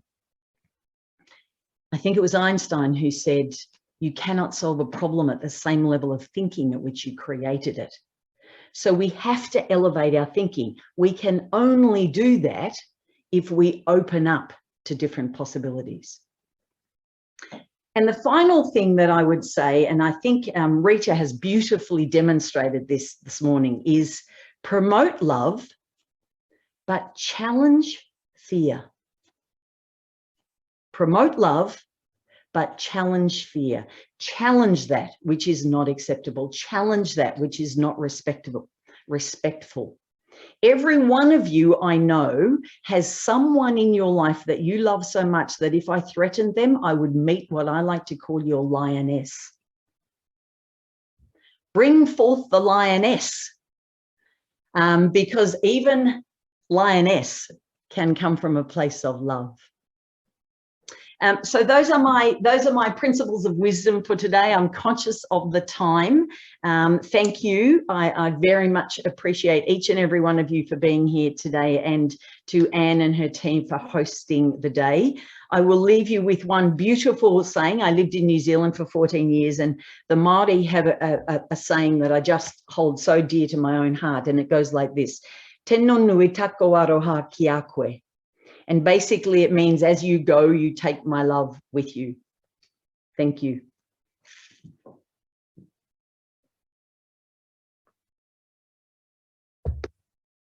That is so phenomenally presented, Heather. Thank you very, very much for that. And I love the analogy of the bee that you've brought here. I'm sure we will not forget this. Every time we see the bee, we will remember that, you know, we really need to know our purpose, because it's quite clear that it is the prerequisite for leading from the heart. Yeah, so that's very, very well presented there for us. I've got a question that's definitely coming up. I encourage you to write your questions and also to give me the name of the presenter that you want to respond to that. I'm moving on to our next and final presenter, who is Dr. Yasmin Raja. She is the founder and director of the EQ Buzz Academy. And her topic today is Embrace Uncertainty, a hallmark of good leadership. Before leading others, we must start with leadership from within. This means that we should accept with gratitude what happened in the past, and which is both the good and the bad. These are the rich tapestry of our life experiences that make us more approachable and knowledgeable, and also increases our ability to support others. A good leader has the courage to step into the unknown and quickly adapts to their new environment. A good leader lives in their values and empowers others to do the same. A good leader will inspire future leaders. With a PhD in marketing, Dr. Yasmin has 20 years of teaching experience at universities and 15 years experience running her business both in Malaysia and in Australia. Currently, her focus is supporting and coaching entrepreneurs, businesses, and organizations through regular training and workshops on personal development, emotional intelligence, leadership, business and entrepreneurship, and marketing skills. When coaching and mentoring, Yasmin brings a unparalleled passion to serving, supporting, and championing her clients to make a difference and empower change. Over to you, Dr. Yasmin. Yes, hello everyone. Thank you so much, Liz, for that beautiful, wonderful introduction. I was like questioning myself, is that really me? So it sounds like more be like Heather as well. I'm just Yasmin. So again, thank you so much for the introduction. And first of all, thank you so much to the organizer and also the committee members for giving me this opportunity today. So I humbly feel very, very honored, and feeling so blessed, to be around within this very special network. So thank you again so much. And to all the speakers today, Jen, Rita, Heather, oh my gosh, you guys are amazing. I mean, like very inspiring. And I've learned so much, like just for 2 hours, I did not move anywhere. Even I wanted to go to the toilet today, it's because I just do not want to miss anything. And to all the participants who are here today, thank you so much, guys. Do you guys know that today is Saturday and all of you guys are still here, like rock forth and learn together. So thank you so much. I just want to acknowledge all the participants here today to be together and to be connected and to learn from one another. So I really value that. So basically, yeah, so Liz has introduced me a bit more about myself. So originally I come from Malaysia. So ethnicity, I'm a Malay. I would say it's considered as minority as well here in Australia. So I have been migrated here for about 15 years. So basically, I'm a mother with 4 children, so all grown-up children, thank God, but different challenges now. So I have 2 boys and 2 girls, and I think that I'm almost similar to Heather as well. You got 3 brothers, and I have 2 brothers, and I'm the only girl. So I'm a very, I would say, very protective girl. I mean, like based on my culture, my mom, my dad always protect, doesn't want me to do something adventurous, those kind of thing. So today I am going to share you guys a bit in terms of, like as what Heather was saying just now about, facing the fear, the courage, in terms of the leaderships and so on. So I'll be sharing that together with you guys. So you guys can just say hi, hello here, because I'm so used to, I am a people person as well. So how I wish I can hug every single one of you guys. So it's just, I had enough with all this technology and Zoom thing. So basically I'm a trainer, so I'm a coach. So I have been helping so many business owners out there from various cultures, various backgrounds. So I feel honored having the ability to coach and mentor hundreds of, particularly female entrepreneurs, to help them, to support them in their business, how to grow their business, how to brand their business, either digitally, online and offline. So that is actually what I do. So I'm a facilitator. So I do a lot of online trainings. So before COVID, I've been doing a lot of workshops, to support all these small entrepreneurs, business owners, and so on. Yeah, you guys can just say hi. I love the chat to be a bit more busier so that I can get all those vibes as well. I need that vibes. So anyway, let's go. I'll be sharing my slides. So let's see. Whoops. Sorry, guys, I should prepare this earlier. Yep, so this is the topic of my presentation today, Embrace Uncertainty, a hallmark of good leadership. To tell you guys the truth, because my specialization is in business and marketing. Leadership is something which is pretty new to me, but again, I'm taking the challenge when Anne, offer me this opportunity. I was like, hey, why not? And I was like trying to dive in further, looking within myself, like as a mother of 4 children, who are we? We are actually a leader, we are already a born leader, like we also manage, our men and so on. So we have that leadership skills and so on. However, let me share with you guys, I love every time when I do this presentation, I love to share this true story of me. Hopefully this story will inspire many people out there, and also we're gonna learn. Hopefully this will help you to learn something, and also for myself as well, because this is the turning point of my life. So if you can see, I called my story as a $5 story. And it means so much to me because that is the turning point where it has actually changed my life. And I still remember, even until today, 15th of November, 2017 is the time where I went through the worst challenges in my life. Myself, my husband, my 4 children are all been challenged. It was devastated. It was chaotic. Because in 2012, myself and my husband decided to open up a business. So we have actually experienced running business in the past 15 years. There's a lot of ups and downs, like running a business. So as an entrepreneur, I believe some of you guys might be an entrepreneur out there, also know how the experience is, the ups and downs and so on. So basically the last business that we did is actually a restaurant business, which is in the city of Melbourne. So basically for the first few years, it was amazing. I always help my husband, particularly because of my background in marketing. So I help him in terms of, building that brand of the restaurants and so on. However, almost at the end of 2017, things doesn't work out as what we hoped for. There's a lot of challenges going on. We are in debt, we're having financial problem, administration problem with the staff, the customer service, everything goes haywire. So we were so confused during that time. We were so stressed, there's no more communication between me and my husband. It's all about yelling, because, like feeling very stressed out.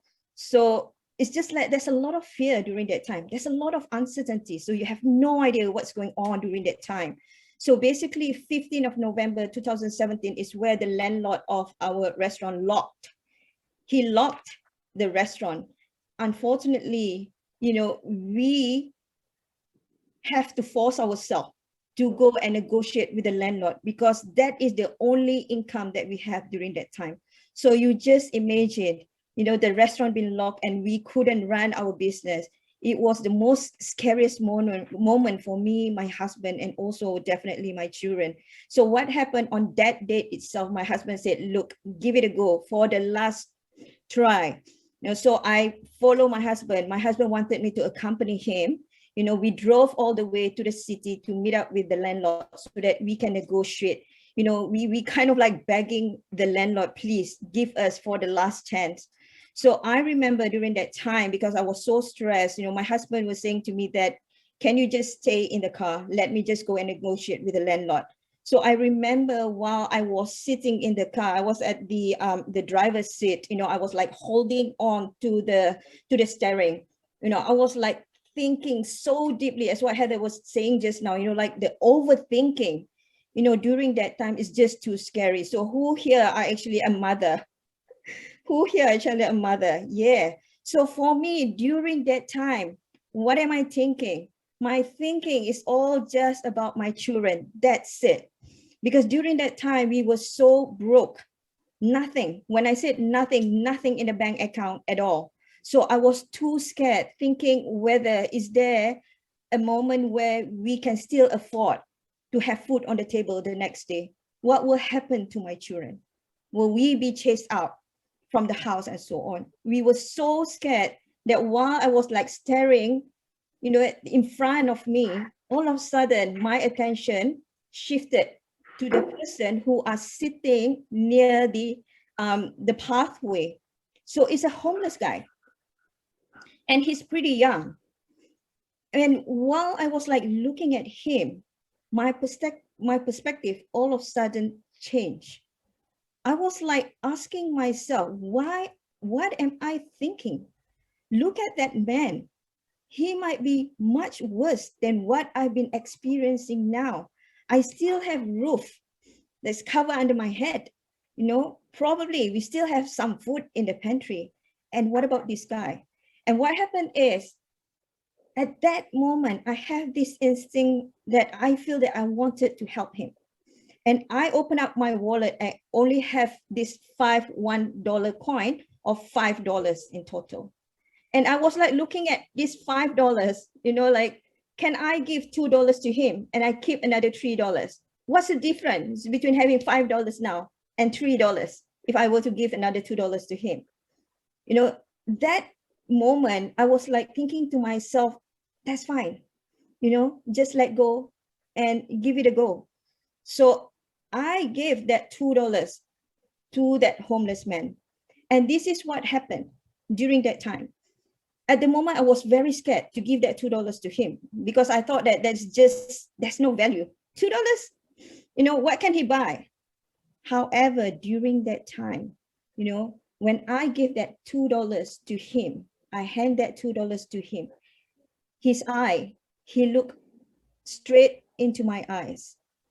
That eyes is telling me that such a big relief. He had such a big relief, wanting to say thank you so much to me. So the moral of the story, guys, of this is this true story of me. What I would love to share today is where, number one, what I have learned. I've learned about facing that fear. I've learned about going through all those challenges, not knowing what is going to happen the next day. I learned to face it with courage. Number two, I've learned to let go and be okay with it. $3, $5, what's the difference? Because I can see so many people in this world, including myself in the past, we are holding too hard to all these material things, too hard with all this asset, money, house, relationship, friendship, everything. We are trying to control and hold so hard. It's just like you riding a roller coaster ride. How hard did you grip? You grip so hard. Why? Because you do not want to fall. And what I have learned during that moment is I stop holding too hard and I start letting go. And you know what? I feel much more lighter. I feel like I'm flying. I don't have any more expectation. What will happen next? it will happen. Accept it. And the last one, what I've learned is where no matter where your situation is, it doesn't matter whether during that time you've been challenged or not, you still have the opportunity to help other people out there, not necessarily based on money whatsoever. There's so much other opportunity that you can use based on your own skill, resources, and experience to help others. So again, why I'm sharing this is because for me, when it comes back into the understanding about leadership, as what like Heather was sharing just now about coming from the heart, I totally resonate with that. I totally agree, because leadership is not about power, it's not about money, it's not about status, it's not about experience whatsoever. For me, I believe leadership is the courage that you are willing to face, the courage where you are willing to jump off the cliff, no matter how scary that is to you during that time. So why I'm sharing this, the secret of courage, is because not many people are willing to do that. Because why? It's so much uncertainty there. You have no idea, when you jump off the cliff, whether you will fall, and you never know, you might fly.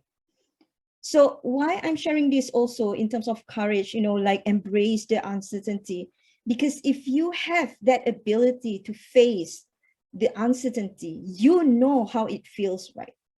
You know how the experience is. You already experience it yourself. You know the feeling itself. So what I'm trying to share here, guys, is all about where you as a leader become more compassionate, because you already face the environment or the situation. You know the struggles. So the moment when you're wanting to help other people, you are so compassionate. You are so understanding. You know that you can hold that space to others because you know how they feel, because you've been through that journey. So again, me as a coach, I have coached so many, business owners, and I understand, the fear of uncertainty. Being an entrepreneur definitely is a high risk job, I would say. There's no certainty here to be as an entrepreneur. One day you make such amazing sales, and another day you have no idea where are all your clients gone to, isn't it? Yeah. So basically, I was like, because I've been coaching majority, because my background is in business marketing, I help people making sales, how to get more customers, you've got to be creative, your marketing, those kind of thing. And at the end of the day, I become very curious, like, why these people actually hiring me to become their coach and mentor? Yes, I totally understand that I'm helping them and leading them, helping them to achieve what they wanted. But what is that? What else do they want? Is it just money?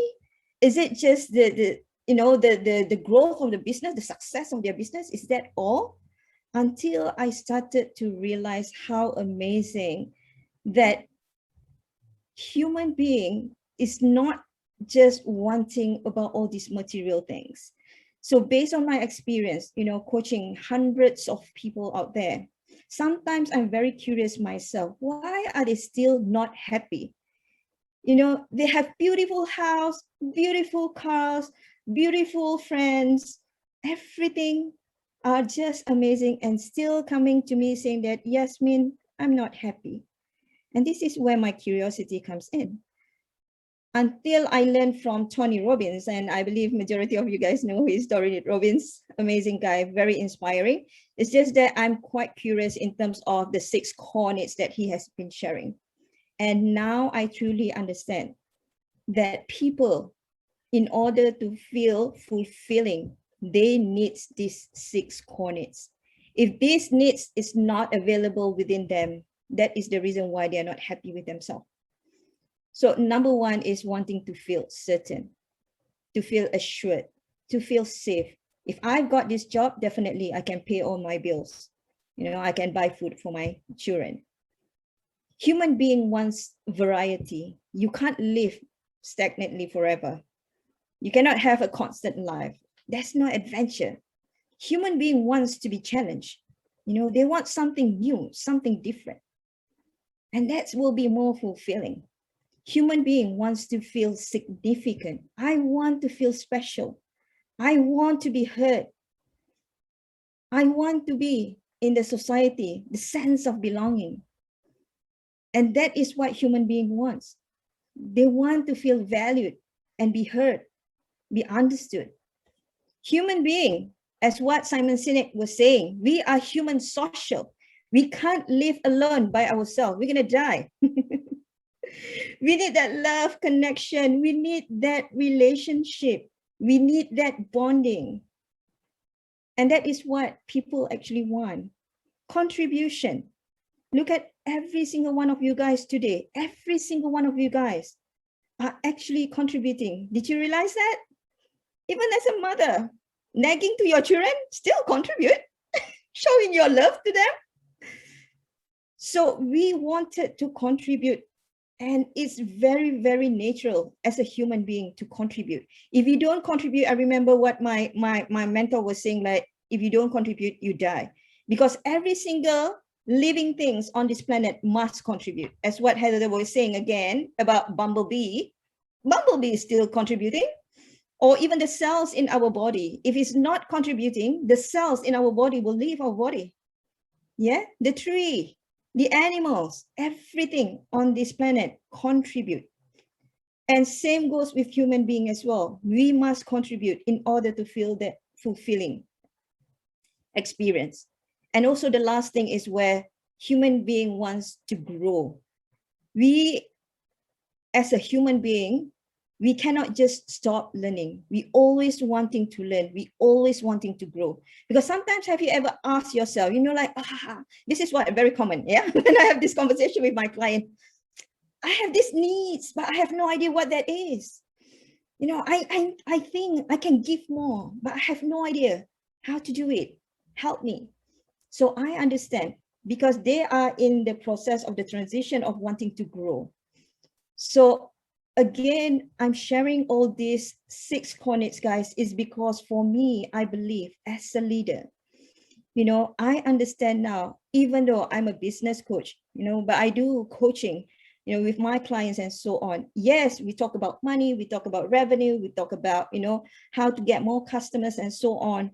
But definitely, I always emphasize with them also with these 6 coordinates that they need to start to realize whether is this what they really want in life.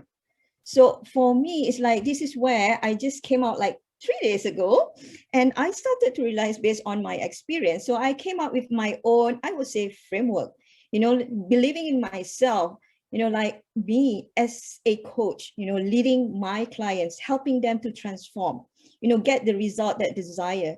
So I believe it comes from your voice. Again, I always keep on going back to Heather. Heather, we have to meet after this.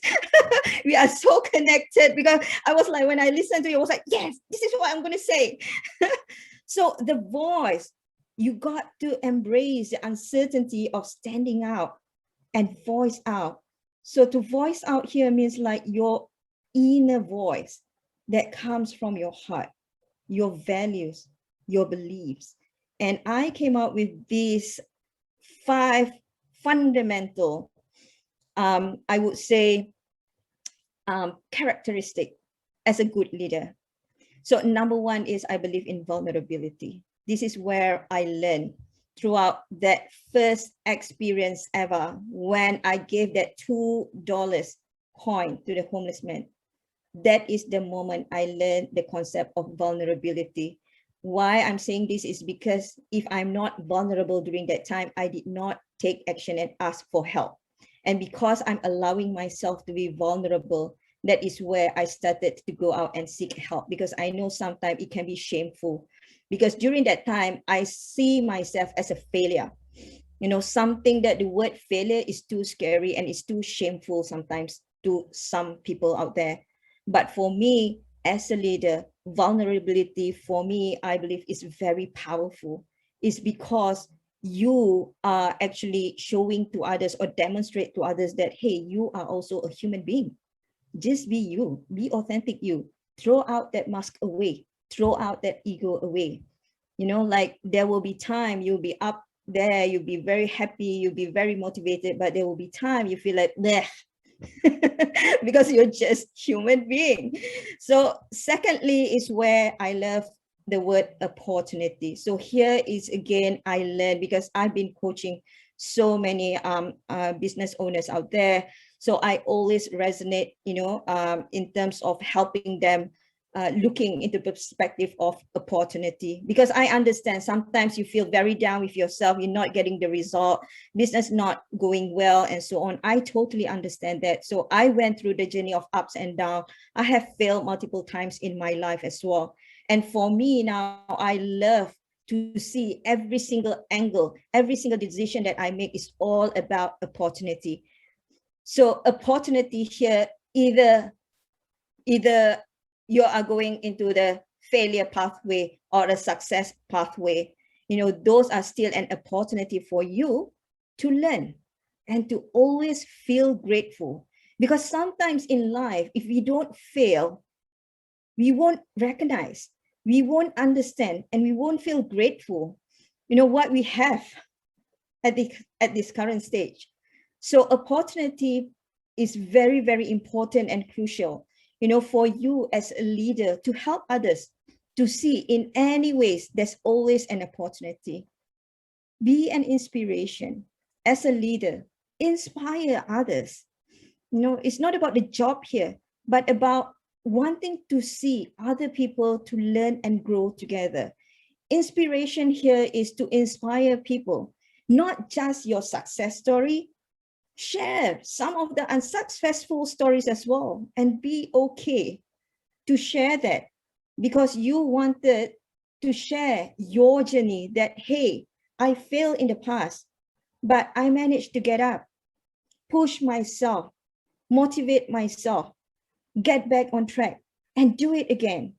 Because the moment when you have that capacity and experience, you know that you have the ability to teach others. And you have that confidence saying to them that, don't do this, do this, I've done this.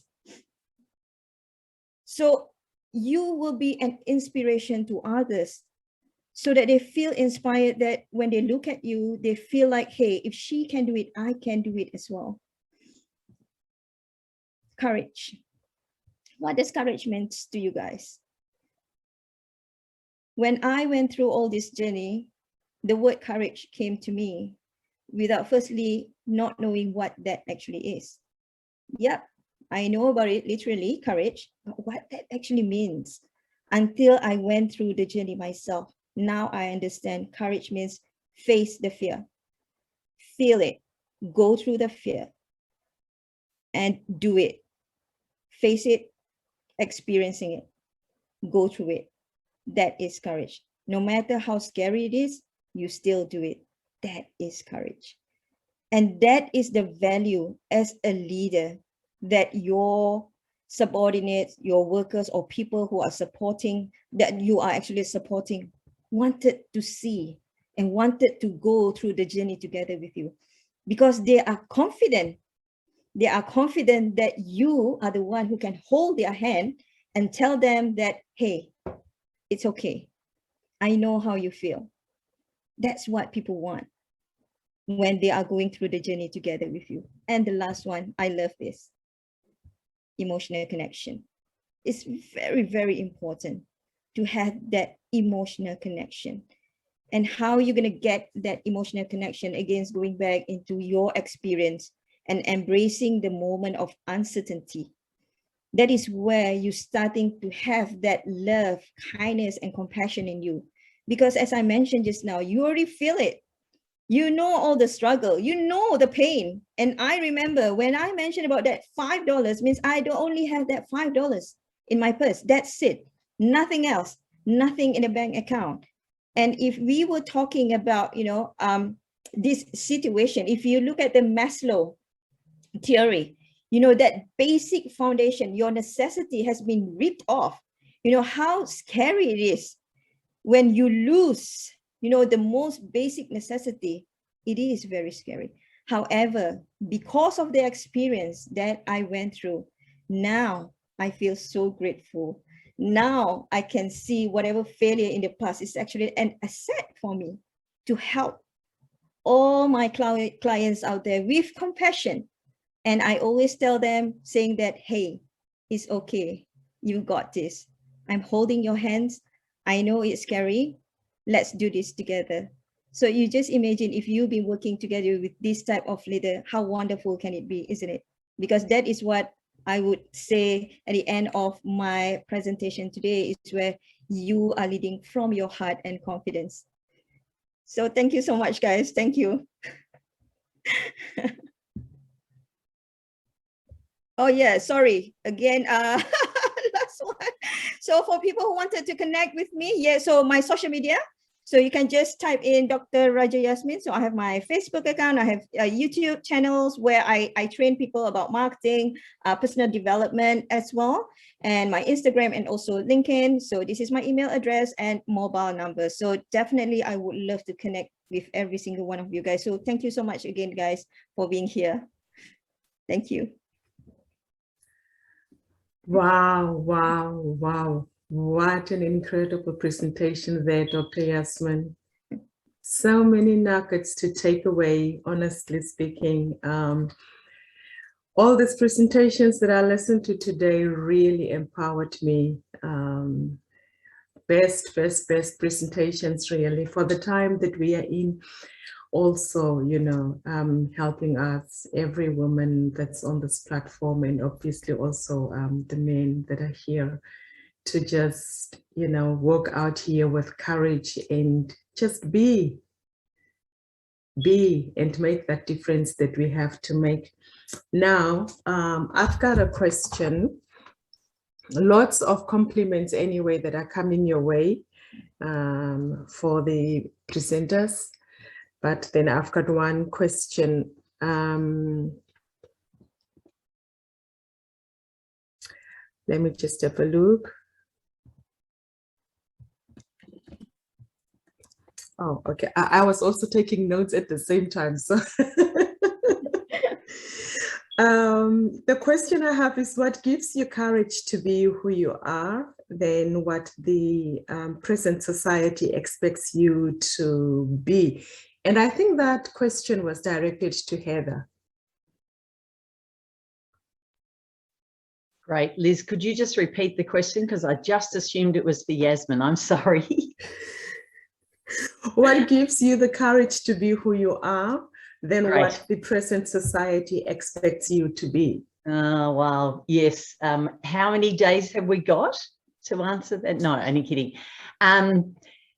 I think fundamentally what gives me the courage to be who I am is exactly what Yasmin's just been talking about, that belief that I was born to make a difference, and making sure that I remain connected to that, as well as to the universal energy, you know, the grand organizing design, God, call it what you like. Maintaining what I like to call my sense of center. It's a little bit like why I stood up to speak to you today, because I feel as though I need to be really clear about what I stand for. When I know that, I've got the courage to tackle even what seems like an insurmountable challenge. But I think there is a bit of a balancing of the dominant expectations around us, whether it's from our family or our parents or our culture or our community or our friends or whatever groups or communities we belong to.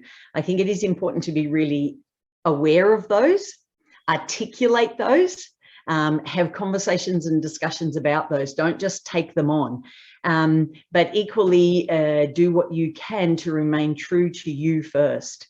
It's easy to be somewhat mercurial in our character, depending on what's happening around us. But I think that what the world wants from each and every one of us right now is for each of us to stand in our own clarity and our own truth and our own certainty, or to put that in a succinct way, to stand in our own hearts.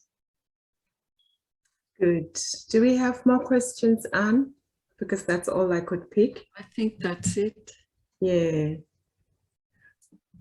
Well, that brings me to the last part, which is the conclusion, and we've got Anne to our closing remarks. Over to you, Anne. Thanks, Elizabeth. We're going to take a photo. So while I'm just finishing off with our closing remarks, could everybody please put their videos back on? And we'll take a few screenshots. Meanwhile, I'd like to quote Kavita Ramdas, who is the former CEO of the Global Fund for Women. And she said, "We need women who are so strong, they can be gentle, so educated, they can be humble, so fierce, they can be compassionate, so passionate, they can be rational, and so disciplined, they can be free." And I think you would all agree with me that our 4 presenters here today encompass all of those things. I'd like to deeply thank our GWPN committee, our mentors and mentees in the Leading into the Future program who are with us, and all of us here today. And a special thanks to our co-founder, Dr. Hak Jahan Moon, who keeps charging forward with her motherly heart of love and actionizing the words, living for the sake of others.